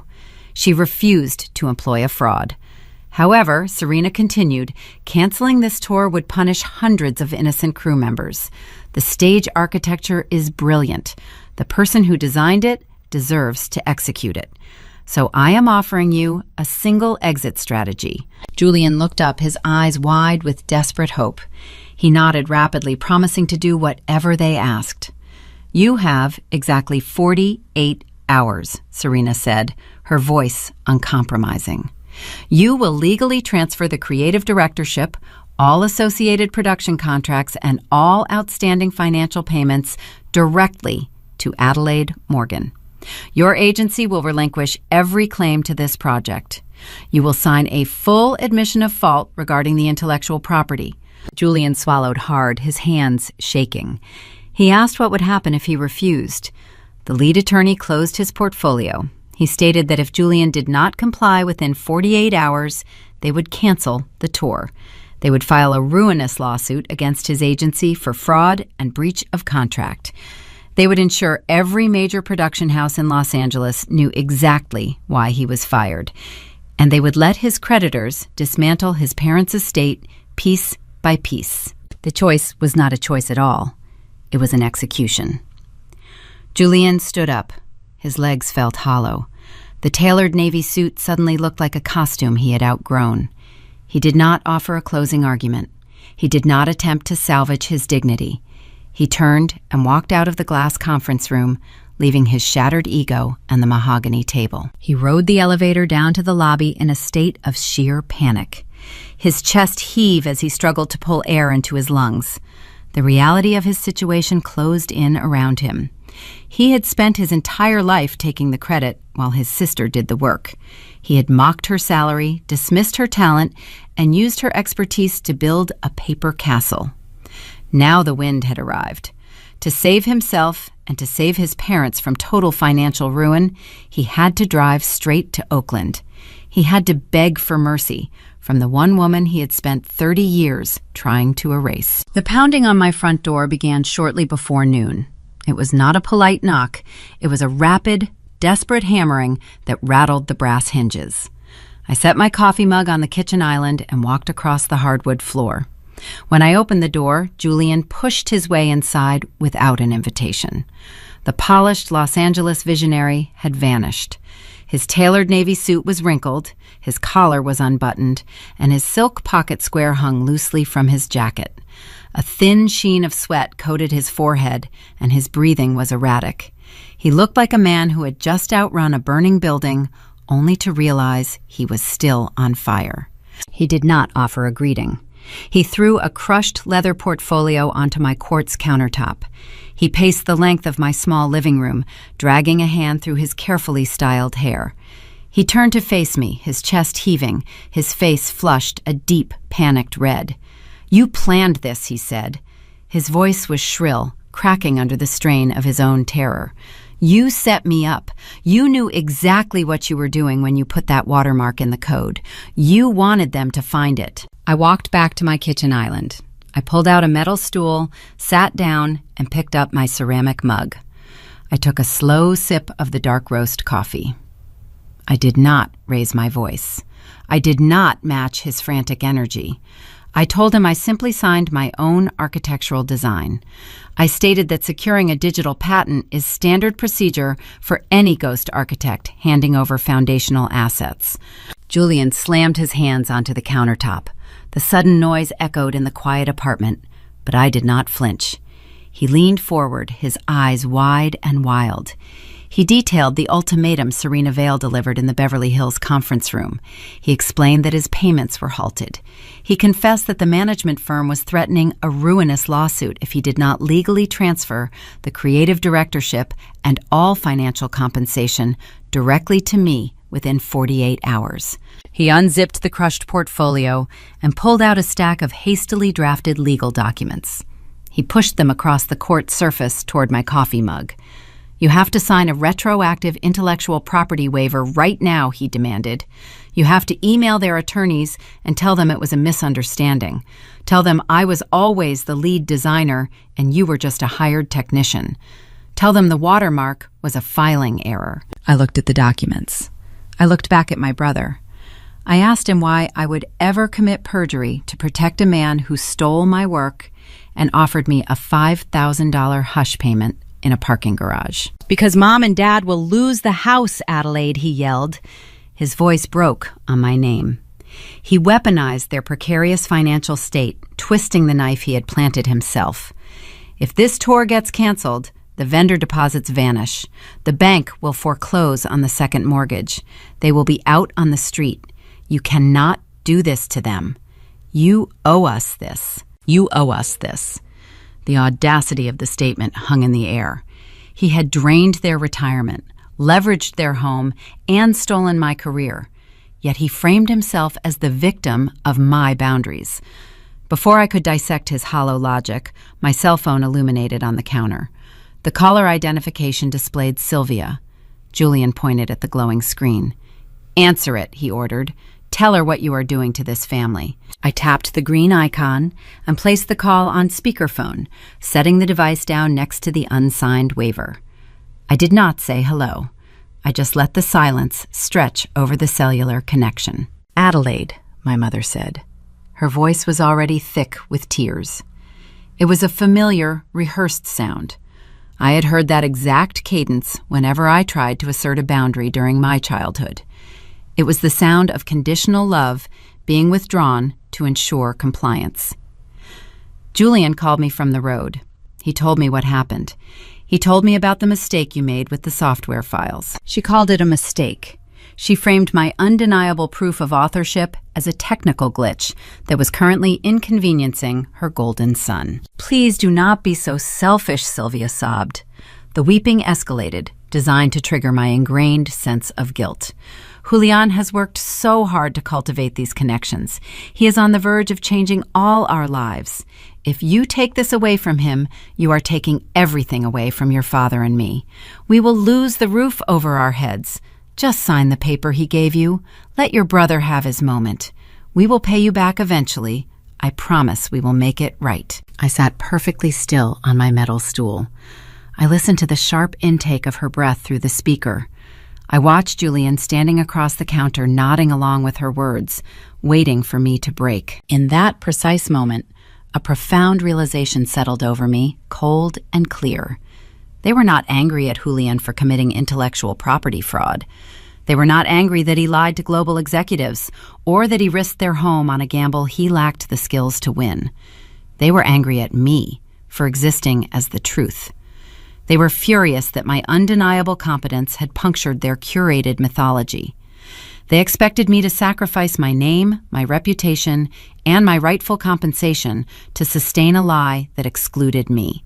My gaze drifted away from Julian's desperate face. I looked past the kitchen island toward the wooden bookshelf in my living room. Resting on the middle shelf was a simple silver frame. It held a photograph of me at 22 years old, wearing a black graduation gown, holding a university diploma. I stared at the girl in the picture. I remembered that day with vivid clarity. I paid for my own tuition by working late shifts at a campus theater. When the commencement ceremony arrived, the auditorium was packed with cheering families holding bouquets of flowers and colorful balloons. I walked across the stage to polite, scattered applause from strangers. When the event concluded, I stood on the campus lawn alone. My parents had cited a scheduling conflict. Julian had a minor club gig in a neighboring town, and they needed to help him load his rented speakers. I took that graduation photograph by balancing my phone against a brick wall and setting a timer. They never showed up for my real achievements. They never celebrated the long hours, the grueling technical exams, or the quiet dedication that built my career. Yet when Julian's fabricated empire began to crumble, they demanded I surrender my entire identity to rebuild his paper walls. I looked at the silver frame, and the final thread of my childhood obligation simply dissolved. Saving them meant erasing myself forever. It meant validating their belief that my only purpose was to serve as a stepping stone for my brother. It meant accepting that I would always be the ghost, and he would always be the visionary. I reached out and picked up my phone. Sylvia was still speaking, her voice pitching higher as she layered another guilt trip over the previous one. She told me a good daughter would never put her parents through this kind of stress. I did not argue with her. I did not explain the complex routing systems or the legal realities of a breached stadium contract. I did not tell her that Julian was the one who signed the fraudulent paperwork. Debating a delusion only gives it oxygen. I ended the call. I tapped the red button mid-sentence, cutting off the rehearsed tears and the manipulative pleas. The sudden silence flooded the kitchen, heavy and final. Julian flinched. He stared at the dark screen of my phone, unable to comprehend what had just happened. For his entire life, a phone call from a crying Sylvia was the ultimate trump card. It was the mechanism that forced everyone back into their designated roles. The mechanism had just failed. He looked up at me, his mouth opening and closing like a fish pulled onto dry land. The terror in his eyes was raw and unpolished. He realized he was standing in a room where his charm held no currency, where his mother's tears held no weight, and where his false authority had been stripped down to the studs. I pushed my coffee mug aside. I picked up the stack of retroactive intellectual property waivers he had thrown onto the court's counter. I looked Julian dead in the eye, holding his frantic gaze with a cool, unshakable certainty. I was preparing to deliver a verdict that would reshape the rest of our lives. The stage was set for my ultimate boundary, and this time, I was writing the script. I held the stack of retroactive intellectual property waivers in my hand. The paper felt heavy, loaded with the weight of my brother's panic and my mother's tears. Julian watched my fingers, his breath catching in his throat. He expected me to locate a pen. He expected 15 years of ingrained compliance to override my survival instinct. I walked past him. I stopped beside the stainless steel trash receptacle near my kitchen sink. I opened my hand and let the unread legal documents fall into the bin. "No," I said. The word was a single syllable, but it carried the finality of a closing steel door. Julian stumbled backward, his shoulders hitting the edge of my refrigerator. He blinked rapidly, his mind failing to process the rejection. He opened his mouth, sputtering about the mortgage, the bank, the impending ruin. I raised my hand, a subtle gesture that demanded silence. I spoke with the clinical precision of a surgeon excising necrotic tissue. "I am not responsible for the debt you acquired through fraud," I told him. My tone remained level, devoid of the emotional static he relied upon. "I am not responsible for the fact that our parents decided to gamble their retirement on a business you do not know how to run. Their reckless favoritism is their own burden. I will no longer serve as the collateral damage for this family's delusions." I turned my back on his pale, sweating face and walked toward the small filing cabinet tucked beneath my workstation. I opened the bottom drawer. I retrieved a simple blue folder. It was thick, holding physical copies of the digital records I had meticulously archived over the past 72 hours. I started keeping physical files 5 years ago after a prominent event producer tried to claim credit for a festival layout I engineered. I learned early that verbal agreements dissolve in the face of prestige, but documented timestamps are bulletproof. I never needed to use those folders against my own blood, but the habit remained. I walked back to the kitchen island and dropped the blue folder onto the quartz surface. It landed with a satisfying, authoritative thud. I opened the cover. Julian pushed himself away from the refrigerator and edged closer, his eyes scanning the documents. The first page was an official certificate from the California Secretary of State. It displayed my newly registered limited liability company, Morgan Architecture. The ink was fresh. The second page was a printed email thread from Serena Vale's lead corporate attorney, time-stamped at 7 o'clock that morning. The third document was a direct employment contract. I tapped the pristine white paper. Serena Vale's legal team contacted me hours before you arrived, I explained. They bypassed your agency entirely. They reviewed my master code, verified my ownership, and drafted a direct agreement. I am officially taking over the stadium tour as the sole credited creative director and lead production architect. I report directly to Marcus. Julian stared at the contract. His name was nowhere on the page. His agency logo was absent. The reality of his situation crystallized in his mind. He was being excised from the highest grossing project of his life. "You cannot do this," he whispered. His voice lacked any trace of his former swagger. "My agency will collapse." "Your agency never existed," I replied. "It was a hollow shell built around my brain. And I am walking away. You are removed from the project, effective immediately." He slumped against the island, burying his face in his hands. He muttered about our parents, about the bank seizing the suburban house where we grew up. He tried to pivot back to guilt, the only currency he had left. I anticipated the pivot. I reached into the blue folder and pulled out a fourth document. It was a single sheet of paper, drafted by a neutral legal mediator I had consulted online the previous night. I slid the paper across the counter. I told him I was offering one singular concession. Julian lowered his hands. He read the header. It was a formal confession of intellectual property theft and a relinquishment of all corporate claims. I will advance you a buyout, I said, keeping my gaze locked onto his terrified eyes. The sum is $200,000. It is the exact amount required to pay off the second mortgage our parents took out. It will clear the debt at the bank. It severs the financial hostage situation you created. You will wire the money directly to the lender. You will not keep a single cent for yourself. He stared at the numbers printed on the page. It was a lifeline, but it was coated in poison. In exchange for the funds, I continued outlining the cold mechanics of his surrender. You will sign this document. You will admit in writing that you stole my architectural blueprints. You will confess that you presented my proprietary rendering files as your own creation. You will formally dissolve your claim to the Serena Vale tour. If I sign this, he said, his voice trembling, my career in Los Angeles is over. No management firm will ever hire me if this gets out. I leaned forward, resting my palms on the quartz surface. If you do not sign it, Serena Vale's lawyers will file their lawsuit by tomorrow morning. Your career will end anyway, but you will also face criminal fraud charges, and Mom and Dad will lose their home. The choice was binary. It was the same mechanism of control he had tried to use on me, inverted and backed by undeniable legal weight. I was not destroying him. I was simply forcing him to survive the environment he built. Julian looked around my modest apartment, searching for an escape hatch that did not exist.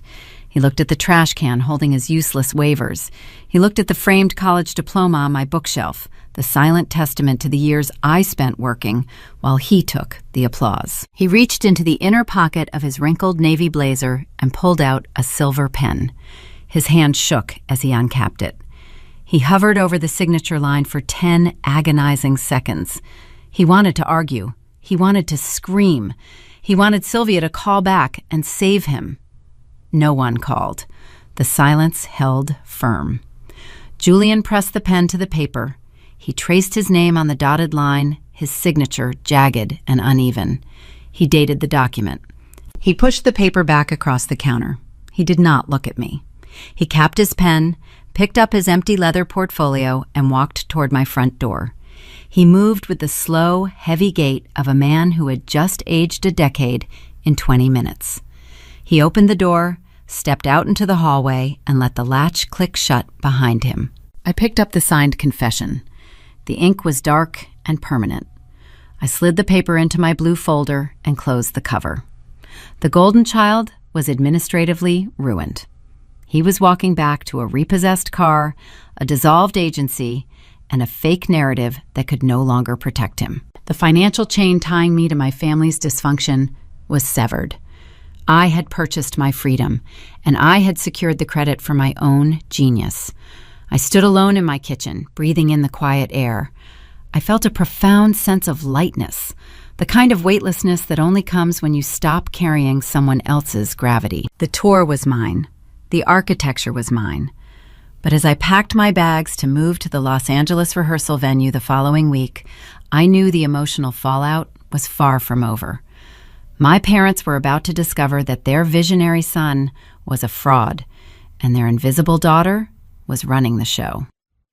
The transition from the shadows to the spotlight required me to face the very people who put me in the dark.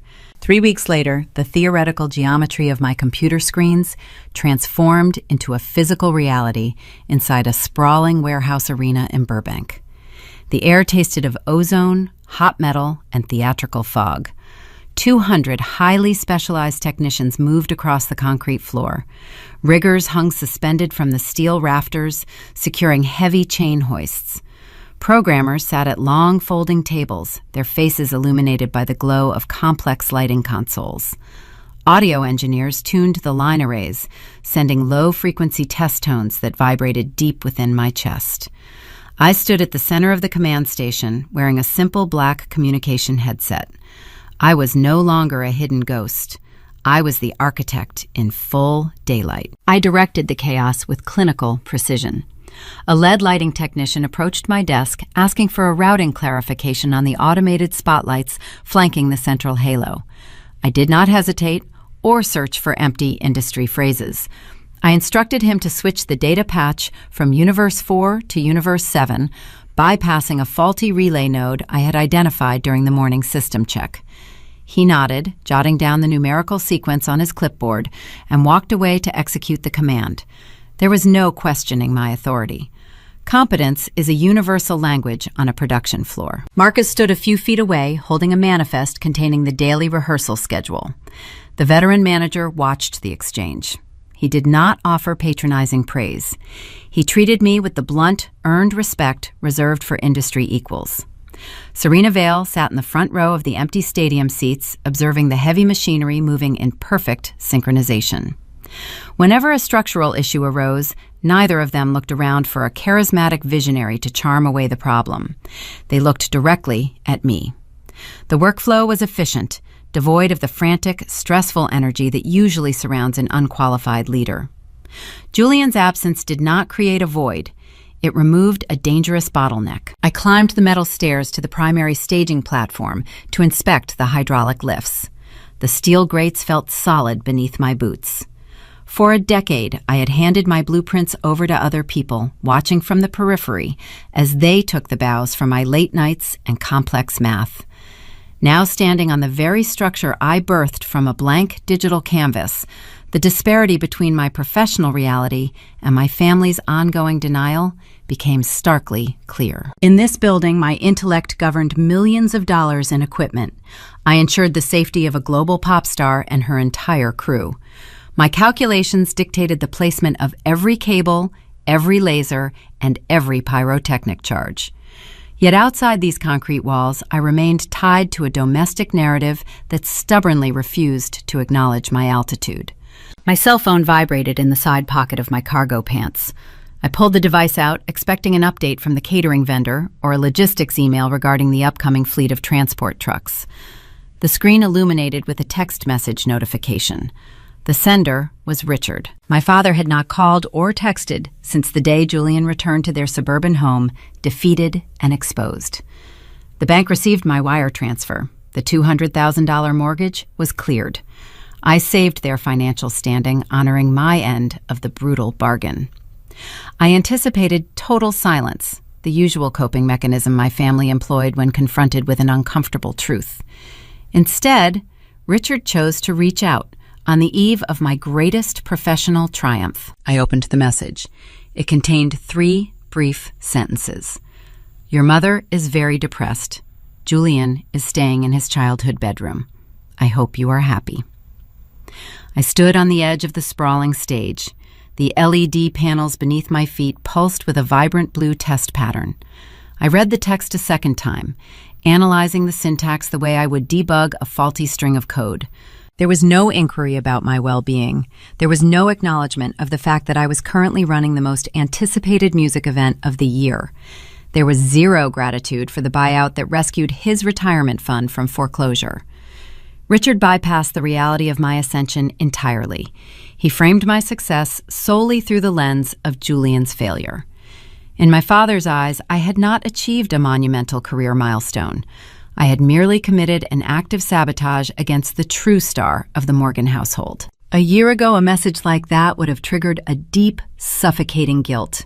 I would have drafted a dozen different replies trying to justify my actions, pleading for his understanding, desperate to prove that I deserved a fraction of the pride he lavished on my brother. I would have apologized for surviving. But the air in the rehearsal arena was clear, and so was my mind. The lingering emotional hold they possessed finally snapped cleanly and permanently. I realized my parents would never love the real me. They lacked the capacity to appreciate a daughter who spoke in facts, who built quiet foundations, and who demanded accountability. They only loved the version of Julian they invented. They worshipped a mirror that reflected their own unearned arrogance back at them. When I shattered that mirror, I did not just expose my brother, I exposed them. They preferred the comfortable lie over the inconvenient truth. Forgiving them meant accepting a permanent demotion in my own life. It meant returning to the cardboard shoebox hidden under the bed. I did not type a response. I did not feel the urge to explain the physics of the situation to a man who refused to open his eyes. Explanations are a privilege reserved for people willing to understand. I pressed the options menu on the text thread. I selected delete. The conversation vanished, erasing a decade of passive-aggressive control in a single digital stroke. I blocked his number, finalizing the administrative boundary I established in my kitchen 3 weeks prior. I slid the phone back into my pocket. The weight of their disappointment no longer anchored me. Let Julian sleep in his childhood bedroom. Let Sylvia mourn the loss of her cocktail party bragging rights. Their grief was a self-inflicted wound, and I was no longer offering my career as a bandage. I pressed the button on my communication headset, opening the main channel to the entire production crew. The low chatter on the frequency ceased instantly, replaced by the crackling anticipation of 200 professionals waiting for their architect. I called for the final sequence run-through. I instructed the lighting director to plunge the arena into total darkness. I verified the safety clearances with the rigging department. "Stand by on the grid," I said, my voice steady and echoing slightly through the empty stadium seating. "Execute timecode on my mark." I counted down from 3. I called the cue for the pyrotechnics. A brilliant wall of sparks erupted from the downstage edge, illuminating the vast warehouse in a stark golden flash. The heat washed over my face, fierce and undeniable. The hydraulic lifts engaged, raising the central platform with a smooth, terrifying power. The audio system kicked in, pushing a wave of sound that shook the concrete pillars. I watched the machinery execute my exact mathematical commands. The design was flawless. The foundation was secure. I stood in the center of the blinding light, feeling the heavy vibration resonating through the soles of my boots. There was no ghost left inside me. The California rehearsals were officially complete. I turned off my personal cell phone. I packed my blueprints into a hard-shell travel case. We were ready for New York. The East Coast was waiting, and I was about to introduce my real name to 50,000 strangers. While my flight descended into the concrete grid of New York, a different kind of landing was taking place in Los Angeles. Julian attempted to pivot. He assumed the Serena Vale disaster was a temporary setback. He believed his charm still carried currency. He secured an interview at a mid-tier production agency in West Hollywood. A year prior, he would have considered this firm beneath him. Now, it was his only lifeline. He walked into the glass-paneled office wearing the same navy suit from the Beverly Hills disaster. He sat across the desk from a pragmatic operations director named Thomas. Julian leaned back, flashing his practiced grin. He began his standard monologue about immersive synergy and dynamic visual paradigms. He claimed he parted ways with the stadium tour over creative differences. Thomas did not nod along. Live entertainment is a remarkably small ecosystem. The people who write the checks all talk to each other. Information travels faster than light across a lighting console. Thomas looked at Julian over the rim of his glasses. He opened a slim manila folder on his desk. "Creative differences," Thomas repeated. The tone was dry. That is a fascinating way to describe a signed admission of intellectual property theft. Julian froze. His grin cracked. He tried to backtrack, stammering a rehearsed excuse about a minor contractual misunderstanding. Thomas closed the folder. He informed Julian that Marcus had circulated a private advisory memo to every major production house on the West Coast. The memo was brief. It advised against employing the Morgan Boutique Agency due to a severe breach of professional ethics. Thomas stood up, signaling the end of the meeting. He told my brother that charm does not build stages. Julian was not escorted out by security. He was not yelled at. He was simply dismissed. He walked out of the building carrying the heavy, undeniable weight of his own ruined reputation. The financial fallout arrived with equal precision. The buyout money I wired to the bank satisfied the second mortgage, sparing our parents from immediate foreclosure. It did not cover Julian's extravagant Los Angeles lifestyle. He had leased a luxury Porsche SUV under the assumption that a 7-figure creative director fee would soon arrive. Without my invisible labor, he had zero income. 3 days after his failed interview, Julian woke up in his upscale apartment. He looked out the window and saw a flatbed tow truck idling near the curb. A repossession agent was securing heavy steel chains to the front axle of his car. Julian did not run outside to argue. He knew the bank held the paperwork. The vehicle was towed away, leaving an empty space on the pavement. To avoid eviction, Julian was forced to abandon his visionary persona. He took a job. It was not a creative position. He secured a role as an entry-level logistics coordinator for a regional trade show supplier. He traded his velvet blazers for a standard-issued polo shirt. His new reality consisted of sitting in a windowless cubicle, answering phone calls, and tracking the shipment of folding tables. There were no VIP lanyards. There were no magazine features. His new supervisor was a stern woman who cared only about shipping deadlines. When Julian attempted to offer a creative suggestion regarding the layout of the storage warehouse, she told him to focus on inputting the tracking numbers. He was reprimanded for arriving late. He was written up for taking an unauthorized break. The man who once demanded I hand over my intellectual property was now asking permission to use the restroom. The contrast was a heavy, suffocating blanket. He sat under fluorescent lights staring at rows of uniform data, living the exact life he had mocked me for enduring. Meanwhile, the domestic mythology fractured in my suburban hometown. Sylvia had spent 30 years cultivating a pristine narrative. She relied on her weekly social gatherings to broadcast her superiority. 2 weeks before the Madison Square Garden opening, she attended a neighborhood luncheon hosted by Mrs. Gable. The dining room was filled with women sipping iced tea and discussing local events. Sylvia waited for the inevitable opening to bring up the stadium tour. She planned to vague away Julian's departure, perhaps claiming the pop star was too difficult to work with. She never got the chance. Mrs. Gable placed a crystal pitcher on the table and pulled out her smartphone. She mentioned she had been reading an industry article about the upcoming Serena Vale production. She scrolled through the text, her brow furrowing in genuine confusion. She looked across the table at my mother. "Sylvia, Mrs. Gable," said her voice carrying clearly over the gentle clatter of silverware. The article highlights the lead production architect. It says Adelaide Morgan is directing the entire visual concept. I thought you said Julian was running the show. His name is nowhere in this press release. The room fell silent. 5 pairs of eyes turned toward my mother. Sylvia stiffened. The color drained from her cheeks. She attempted a weak laugh, a frantic sound that fooled no one. She tried to formulate a lie.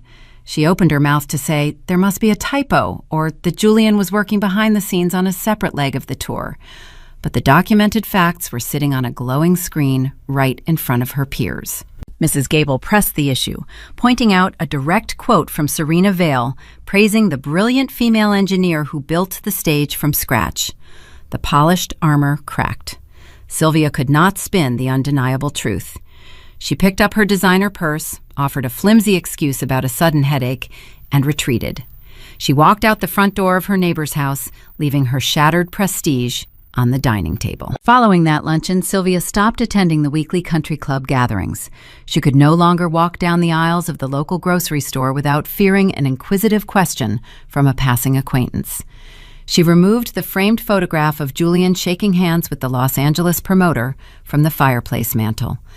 The empty space on the wood surface served as a daily reminder of her misplaced faith. The house grew silent. There were no more celebratory toasts. There were no more breathless phone calls detailing a fake success. The Morgan family group chat went permanently dormant. Richard retreated further into his armchair watching television and avoiding conversations with the neighbors. Their downfall was not a fiery cinematic explosion. No one screamed. No one threw any glass trophies. The consequences were cold, administrative, and absolute. They were simply stripped of the illusion they had guarded so fiercely. They were forced to live in the unremarkable, unglamorous reality they had spent 3 decades trying to avoid. They had traded my loyalty for a paper castle, and now they were left standing in the rain. They had to wake up every day knowing their golden son was sitting in a cubicle tracking inventory, while the daughter they dismissed was commanding a global stage. The trap I built did not destroy them. It just introduced them to gravity. I did not feel joy knowing they were suffering. I felt a profound, settling peace. The energy I used to spend seeking their validation was now redirected entirely into my own ambition. The East Coast air was crisp as my taxi navigated the dense traffic of Manhattan. The sprawling skyline loomed ahead, a jagged edge of steel and glass. I checked my digital itinerary. The load-in process at Madison Square Garden was scheduled to begin in 2 hours. The convoy of transport trucks was already idling near the loading dock. My taxi pulled to a halt near the iconic circular facade of the arena. I paid the driver and stepped out onto the bustling New York pavement. The sheer scale of the venue was intimidating. It was a legendary space, a proving ground for the greatest entertainers in history. I looked up at the towering exterior walls. I was not arriving as a guest. I was arriving as the architect. I pulled my hard-shell case from the trunk and walked toward the staff entrance. The stage was waiting. The air inside Madison Square Garden crackled with a distinct electrical anticipation. It was opening night. 50,000 ticket holders funneled through the turnstiles, generating a collective hum that vibrated through the dense concrete floors. The scent of the arena was a unique mixture of spilled beer, hot circuitry, and theatrical fog. I stood at the front-of-house control center, a fortified technical island positioned precisely in the center of the stadium seating.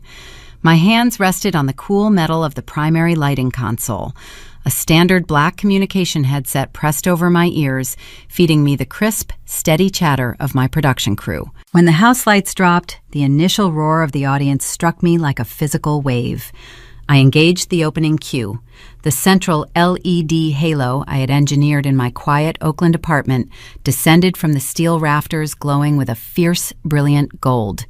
It stopped exactly 3 inches above the main performance platform, a testament to relentless mathematical precision. The crowd erupted a sonic boom of sheer joy. Serena Vale emerged from beneath the stage on a hydraulic lift I had personally calibrated. The show commenced, and it functioned with flawless execution. Every laser burst, every synchronized video transition, and every pyrotechnic cue fired without a single hesitation. For 2 continuous hours, I commanded the visual heartbeat of a legendary venue. I watched my structural geometry translate into pure art.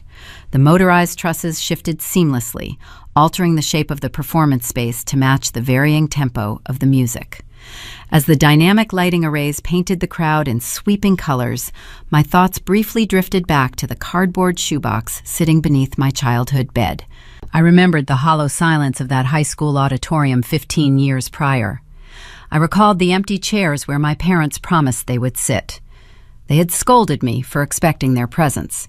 They demanded I accept the background. Tonight, standing at the helm of the highest-grossing tour of the year, I realized I no longer craved their attendance. I had built a universe that required no false validation. My brother Julian had tried to steal this exact vantage point, assuming he could wear my brilliance like a borrowed jacket. He failed because a stolen blueprint cannot teach you how to fly. A visionary relies on charm, but an architect relies on gravity. Gravity always wins. The final act reached its crescendo. The main set ended with a deafening sequence of coordinated spark fountains, a visual spectacle that required intricate timing and rigorous safety protocols. The stadium plunged into total darkness, signaling the traditional pause before the encore. The audience stomped their feet, shaking the foundational pillars of the ancient building. The rhythmic thud echoed in my ears. I prepared to trigger the closing lighting sequence. I hovered my fingers over the motorized faders, waiting for Marcus to call the standby command over the secured headset frequency. Marcus did not call the cue. Instead, the main public address system hummed to life. A single, isolated spotlight snapped on, illuminating Serena Vale standing alone on the downstage edge. She held a silver microphone. She was breathing heavily, sweat shining on her forehead. The crowd shrieked, assuming she was about to launch into her biggest chart-topping hit. Serena raised her left hand. A hush rippled across the vast space spreading outward until 50,000 people stood in sudden, profound silence. The rapid transition from deafening noise to pin-drop quiet felt surreal. Serena spoke. Her voice resonated through the hanging line arrays echoing off the highest tiers of the arena. She talked about the deep illusions embedded within the music industry. She explained that fans always see the singer, the backup dancers, and the flashing lights, but they rarely notice the foundation holding everyone up. She stated that the entertainment business is notorious for hiding its builders. The industry thrives on keeping the technical geniuses locked in dark rooms, while the charismatic salesmen take the bows. She spoke about the persistent tendency of loud, empty men to steal the credit from the quiet women who actually draft the blueprints. I stood frozen at the control board. My hands remained suspended above the console. This interruption was not in the official script. I had authored every single second of this production, mapping out the time code down to the millisecond, yet I had no idea what was happening. I glanced sideways at Marcus. The veteran production manager offered a very small, knowing smile. He had planned this deviation. He had coordinated with the artists and the riggers to bypass my control board. Serena looked out into the dark expanse of the arena, scanning the venue until her gaze locked onto the front-of-house barricade. "Tonight," Serena said, her voice dropping to a low, fierce timbre, "this entire world you are standing inside was built by one extraordinary woman. It is time you knew her name." Serena signaled the upper catwalks. A high-intensity follow spot, operated manually by a rigger I had trained, ignited high above the floor. The beam of pure white light cut a sharp, steep angle through the theatrical haze and struck me directly. I was instantly bathed in a blinding, undeniable glow. The giant jumbotron screens flanking the main stage flickered. The live camera feeds switched destinations. My face, wearing the black communication headset, staring wide-eyed into the sudden glare, was projected 50 feet high for the entire stadium to see. I could see my own reflection on the towering screens, a ghost suddenly pulled into the sharp focus of reality.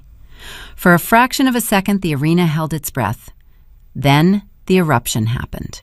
50,000 strangers rose to their feet. The sound was not a polite, restrained golf course clap.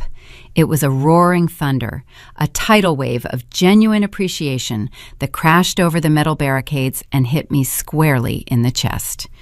People pointed at the control island, cheering, whistling, and raising their hands. They were clapping for the math. They were clapping for the late nights, the precise load-bearing calculations, the embedded digital watermarks, and the sheer, unyielding competence I had brought into existence. The noise was an overwhelming physical force. I reached up and pulled the headset off my ears. I let it rest around my neck.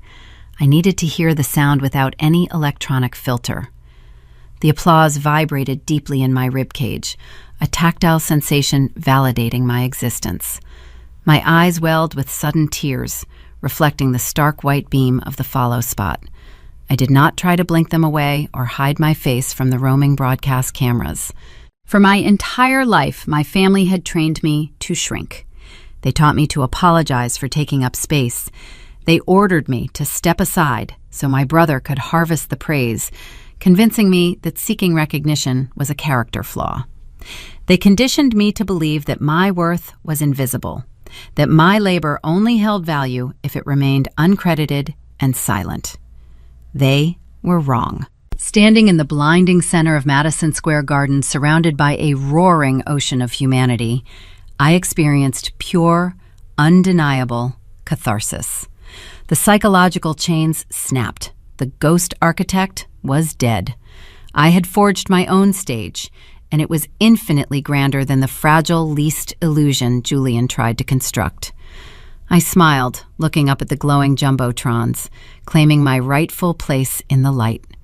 I let the overwhelming roar wash away the last lingering remnants of my childhood insecurity. The standing ovation continued, a sustained outpouring of respect that stretched into a full minute. The opening night was a monumental triumph, but the evening was not quite finished. As the applause finally began to transition back into the rhythmic chanting for the encore, my personal cell phone began to vibrate on the console desk. The morning after the opening show, sunlight poured through the floor-to-ceiling windows of my luxury hotel suite in Midtown Manhattan. The city below was a sprawling grid of yellow taxis and hurried pedestrians, moving to a rhythm that felt distant and muted through the thick, soundproof glass. Inside the room, the atmosphere was tranquil. A porcelain cup of room service coffee rested on a glass coffee table. I sat in a plush armchair, wearing a simple white robe, holding my digital tablet. The industry reviews were flooding the internet. Trade publications, music critics, and global news outlets were publishing their morning editions. They were not just discussing the vocal performance or the choreography. They were dissecting the stage design. A notoriously harsh critic from a premier entertainment magazine dedicated an entire column to the visual architecture. The author called the lighting synchronization and the carbon frame LED halo a revolutionary leap in live event production. The article specifically named Morgan architecture.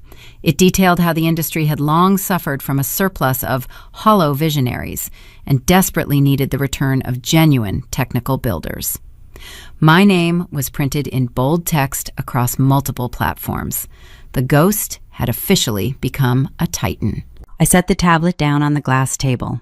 I did not feel the frantic, heart-pounding adrenaline that characterized Julian whenever he received a minor compliment. I felt a steady, grounding satisfaction. The math was correct. The foundation held. The world saw the exact truth I had built with my own 2 hands. The quiet tranquility of the hotel suite was suddenly interrupted.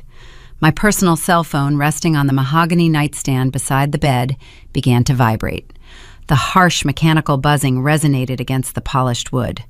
I walked over to the nightstand and looked down at the glowing screen. The caller identification displayed a single name: Richard. My father was calling.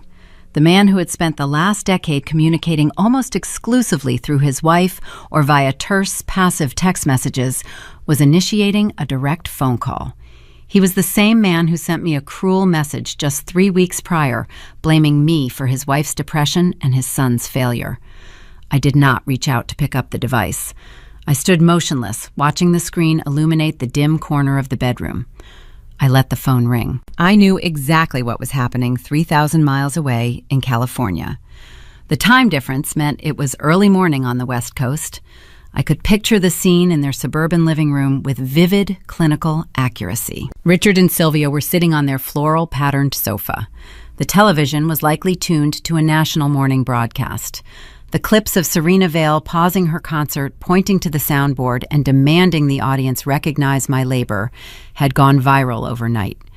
Social media platforms were saturated with high-definition videos of the spotlight cutting through the darkness to illuminate my face. The narrative of the hidden female engineer taking her rightful place on a global stage was a compelling human interest story.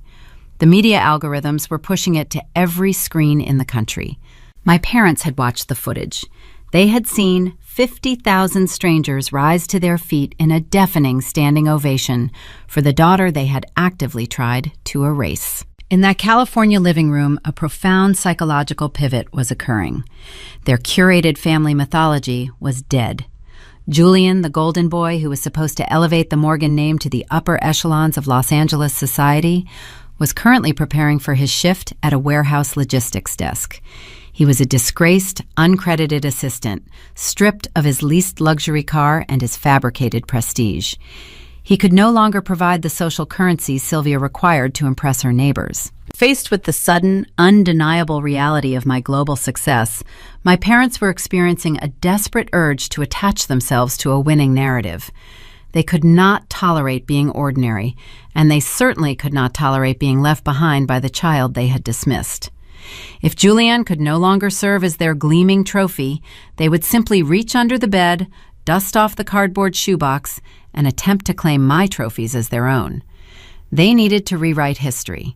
They needed to convince themselves and their shrinking social circle that my triumph was the direct result of their excellent parenting. The vibrating on the mahogany nightstand ceased. The glowing screen went dark for a fraction of a second, before illuminating again with a new notification. A voicemail had been recorded. I picked up the phone. I tapped the screen and held the speaker to my ear. I expected the familiar, rigid tone of a man delivering an instruction. I expected a continuation of the hostility from his last text message. Instead, the voice echoing through the small speaker was entirely foreign. Richard sounded shaky. The authoritative edge was gone, replaced by a synthetic, fragile warmth that he had clearly practiced before dialing. "80, sweetheart, we saw the video." The use of a childhood nickname was a tactical deployment, a clumsy attempt to manufacture an intimacy that never existed. I listened as he cleared his throat, pushing past his own discomfort to deliver the revisionist history. "The whole neighborhood is talking about it," Richard continued, his voice trembling slightly. "Your mother is in tears. We are just so proud. Call us back when you have a minute. We always knew you had it in you." The recording ended with a soft click. The automated prompt asked if I wanted to save or delete the message. I lowered the phone. I stood in the quiet luxury of the Manhattan suite, looking out the window at the towering skyscrapers. I replayed the final sentence in my mind. "We always knew you had it in you."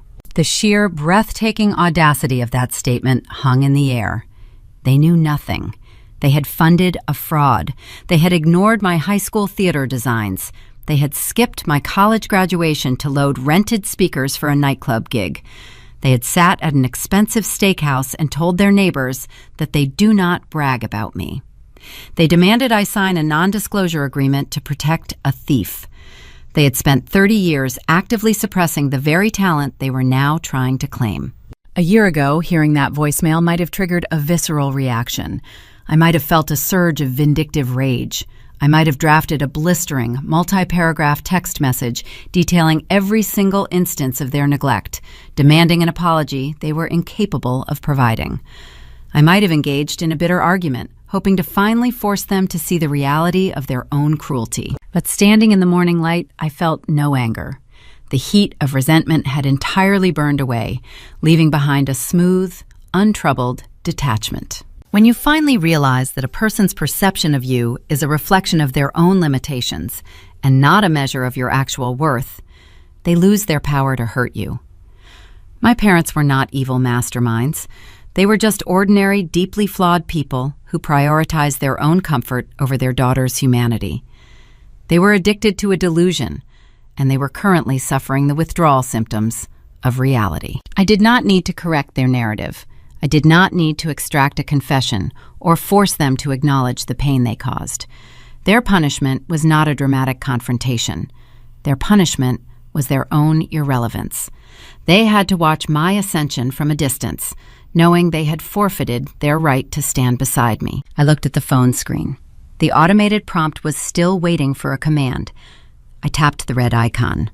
The voicemail was permanently deleted, erased from the digital memory, just as swiftly as their influence was erased from my life. I opened the contact menu.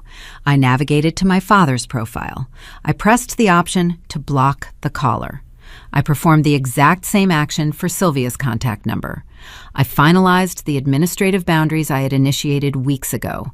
The channels of communication were officially severed. There would be no holiday visits. There would be no forced, uncomfortable dinners. There would be no future opportunities for them to siphon my hard-earned light to illuminate their own shadows. The bridge between my past and my present was permanently burned, and I was the one holding the match. I set the phone back down on the nightstand. The device remained silent. I walked over to the plush armchair and picked up my digital tablet. I had a busy schedule ahead. Serena Vale's management team had requested a lunch meeting to discuss expanding my architectural role for the European stadium dates.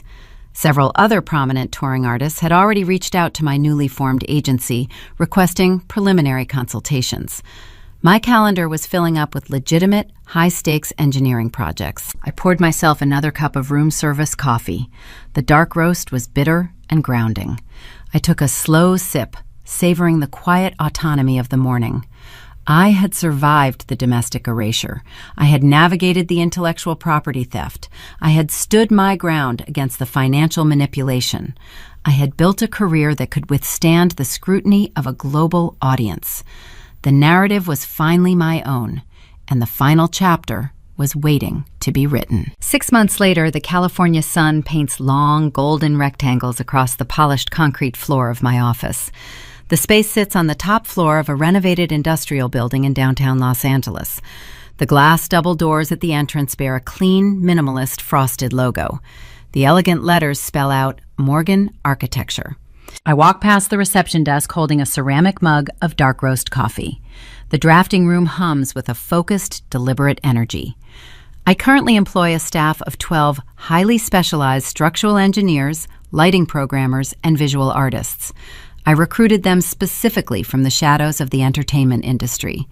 They are the quiet workers, the individuals who spent years watching louder, charismatic people steal the credit for their late nights and rigorous math. In this building, authorship is a sacred concept. Every design file, every wireframe, and every staging rendering carries the true name of the person who actually built it. We do not employ visionaries here. We employ builders. The walls of my personal office serve as a silent testament to that specific philosophy. 3 framed platinum touring plaques hang proudly above my drafting table, commemorating the record-breaking domestic leg of Serena Vale's stadium run. They are not hollow trophies manufactured to impress suburban neighbors.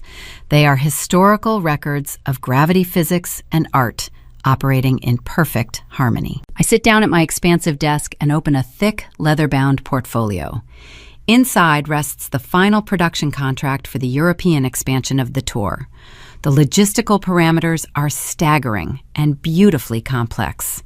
We are adapting the core stage geometry to fit historic, centuries-old venues in London, Paris, and Berlin. I spend the morning verifying the freight weight calculations for the transatlantic cargo ships. I dictate my strict terms regarding the intellectual property clauses, ensuring my firm retains total legal ownership of the underlying software routing. The global promoters in London do not argue. They do not ask me to fetch coffee or dismiss me as a simple tech assistant. They sign the paperwork without hesitation because they require the unyielding architecture only I can provide. My desk intercom buzzes quietly. My operations manager, a sharp, pragmatic woman named Elena, informs me that Marcus is waiting in the main conference room. He flew in from Chicago specifically to review the updated pyrotechnic cues for the outdoor festivals. I walk into the meeting space and the veteran production manager greets me with a firm, respectful handshake. We spend 2 hours debating the descent velocity of the LED halo, factoring in the unpredictable wind variables of the European summer. There is zero ego in the room. There is only the mutual, relentless pursuit of structural perfection. I have finally found my true circle. They are a loyal, uncompromising network of seasoned industry veterans who respect the truth above all else. They know my history, and they guard my professional perimeter fiercely. That perimeter requires constant, vigilant maintenance. A profound shift in power does not erase a lifetime of family entitlement overnight. When you cut the supply line to a dysfunctional system, the system will eventually try to locate a back door. My primary cellular number remains changed. My digital servers automatically filter and delete any electronic correspondence originating from my hometown zip code. Since Richard and Sylvia cannot reach me directly, they occasionally attempt to deploy proxies. Last Tuesday, a padded envelope arrived via certified mail. The return address belonged to my Aunt Helen, my mother's older sister. I recognized the tactic immediately. It is a common strategy utilized by families that refuse to respect established boundaries. They enlist extended relatives to act as emotional couriers, hoping familiar guilt will bypass the blockade. I sat at my desk and examined the sealed package. 10 years ago, I would have opened it. I would have read the enclosed letter, torturing myself with their manipulated version of reality. I would have searched the ink for a single sentence of genuine accountability, only to find another heavy demand for my subservience. I would have allowed their manufactured crisis to derail my entire week. I did not open the envelope. I did not trace the edges of the paper or wonder what flavor of revisionist history Sylvia had dictated to her sister. The contents were entirely irrelevant. If the letter contained an apology, it was 30 years too late. If it contained a demand, it held zero authority. I carried the unopened package to the heavy-duty paper shredder stationed in the copy room. I fed the thick envelope directly into the steel blades. The machine whirred loudly, reducing their desperate proxy attempt to uniform strips of illegible confetti. I emptied the collection bin into the recycling receptacle, brushed my hands off, and went back to calculating the roof load capacities for a stadium in Germany. The physical act of disposal was not born of spite. It was a simple act of administrative hygiene. I was merely keeping my workspace clean. Julian's name occasionally surfaces in casual industry gossip, though the mentions grow increasingly rare with each passing month. The last credible rumor placed him working the logistics desk for a regional agricultural trade show in the Central Valley. His daily responsibilities involve tracking the arrival times of folding tents and portable generators. The boutique agency he tried to build using my brain is a dissolved entity reduced to a brief, embarrassing footnote in the corporate registry. His leased luxury vehicles and tailored velvet blazers are gone, replaced by the mundane reality he always believed he was too important to endure. I do not wish him further harm. I do not monitor his downfall or celebrate his current struggles. I just let him exist in the environment he earned. The consequences of intellectual property theft and fraudulent representation are cold and unyielding. The universe he occupies now is the exact size of his actual competence. As the afternoon sun begins to dip below the Los Angeles skyline, painting the walls of my office in deep shades of violet and gold, I sit back in my ergonomic chair. The quiet humming of the dual monitors provides a steady, comforting rhythm. I think about the 17-year-old girl sitting alone in a dark, empty high school auditorium. I think about the cardboard shoebox hidden beneath her bed, filled with certificates and programs no one ever bothered to look at. I wish I could tell her that she does not need to wait in the dark anymore. Looking back across the long, arduous road that led to this sunlit room, the patterns of survival become incredibly clear. I want to speak directly to you, the person listening to this story who might be sitting in their own version of that empty auditorium. I want to tell you what I had to learn the hard way. Silence is not peace. It is a down payment on someone else's comfort. When you bite your tongue to keep the fragile ecosystem of your family intact, you are not maintaining harmony. You are purchasing their temporary satisfaction using your own dignity as the currency. The people who demand your silence do not love you. They love the convenience of your compliance. Your worth is not determined by the people who demand you stay small so they can feel tall. A person who requires you to hide your brilliance so they can stand in the light is not a leader. They are a parasite. You cannot fix a toxic dynamic by shrinking yourself to fit inside it. The cage will only grow tighter. The best revenge is not an argument. It is a documented fact and a life lived brilliantly on your own terms. Debating a delusion only validates the person holding it. The ultimate victory is undeniable competence. It is walking away from the theater of their vanity and building a foundation so solid that no one can ever claim they carried you. You hold the power to stop auditioning for a role in a family play that was written specifically to humiliate you. You can drop the script. You can walk out the door. If you have ever stopped waiting for someone else's applause and learned to build your own stage, drop a comment below. Fade to black. When you look closely at the ruins of a collapsed family, you rarely find a single explosive detonation. Instead, you find a slow, quiet rot, a foundation built on uneven ground, stressed by years of invisible fractures. The story of Adelaide Morgan and her brother Julian is more than just a tale of stolen blueprints and stadium tours. It is a mirror held up to the quiet, sometimes devastating, realities of the traditional American family structure. It asks us to look at the living rooms where we raise our children and wonder, what kind of stage are we really building for them? At the heart of the Morgan family's unraveling was the dangerous allure of the family myth. Adelaide's parents, Richard and Sylvia, fell into a trap that ensnares far too many well-meaning parents. They wrote a script for their children before truly knowing who those children were.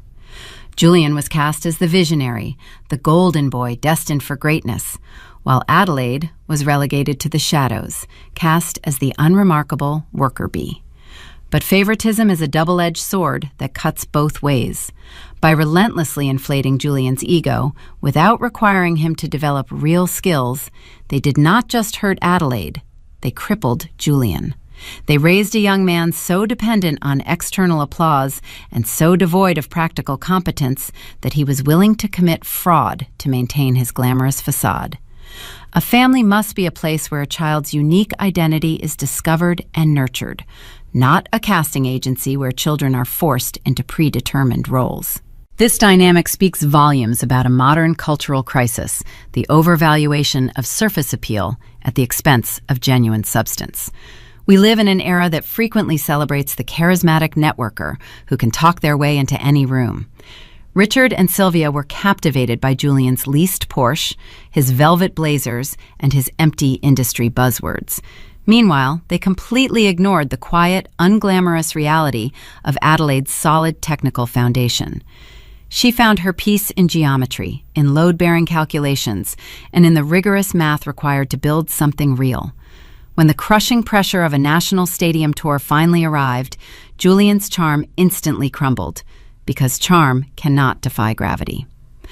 A healthy upbringing must focus on cultivating professional ethics and raw, undeniable competence. We must teach our children that the scaffolding of a successful life is built with calloused hands, not just a polished smile. But perhaps the most devastating failure in the Morgan household was the absence of emotional validation. The erasure of Adelaide's identity did not begin in a corporate boardroom in Los Angeles. It began in the empty chairs of her high school auditorium. A parent's presence at a recital, a game, or a graduation is not merely a scheduling commitment. It is the ultimate currency of love. It tells a child simply and profoundly, "I see you, and you matter." By repeatedly telling Adelaide not to be so needy, her parents starved her of the emotional investment required to build a secure bond. When a child feels invisible in their own home, the damage echoes for decades. Even after Adelaide single-handedly saved them from foreclosure, her parents could not bring themselves to acknowledge her brilliance because it meant admitting their own catastrophic failure. The resulting breakdown in their relationship was absolute and irreparable. That very foreclosure was born from another critical parenting failure, confusing enablement with love. In the name of supporting their son, Richard and Sylvia took the incredibly reckless step of taking out a $200,000 second mortgage to bankroll Julian's lies. They shielded him from the financial consequences of his own ineptitude, setting the entire family up for disaster. True familial responsibility means teaching children the value of a dollar and the necessity of self-reliance. It is no coincidence that Adelaide, who quietly paid her own rent and funded her own education, was the one who ultimately achieved absolute freedom. Shielding a child from reality does not prepare them for the world. It only ensures that when reality finally hits, it destroys everything in its path. Ultimately, shaping a child's future requires the humility to step back and let their natural aptitude lead the way. Parents frequently try to steer their children toward careers that seem prestigious or fulfill their own unlived ambitions. But a sustainable future can only be built upon a foundation of true passion. Adelaide found her calling not in the spotlight her mother coveted, but in the dark, complex architecture of live event production. Instead of dismissing a child's unique interests, parents must observe, listen, and provide the space for those strengths to flourish. The core truth we must carry away from the Morgan family is this: silence is not peace. Silence is merely a down payment on someone else's comfort. A healthy family structure must be grounded in fairness, self-respect, the recognition of genuine ability, and the establishment of clear boundaries. It must be a place where every child is given the tools to build their own stage in life, rather than being forced to stand as a prop on someone else's. Thank you for sharing this quiet moment of reflection with us. If this story resonated with you, or if you found pieces of your own history hidden within these lessons, please subscribe and follow the channel QT Told Stories. We explore the calm, dramatic truths of everyday life, and we would be honored to have you join our community. As the lights fade on Adelaide's journey, one question lingers in the quiet air of our own homes. When we look at the people we love most, are we truly seeing them for who they are? Or are we only seeing the reflection of who we desperately need them to be? The answer to that question might just be the blueprint for the rest of your life.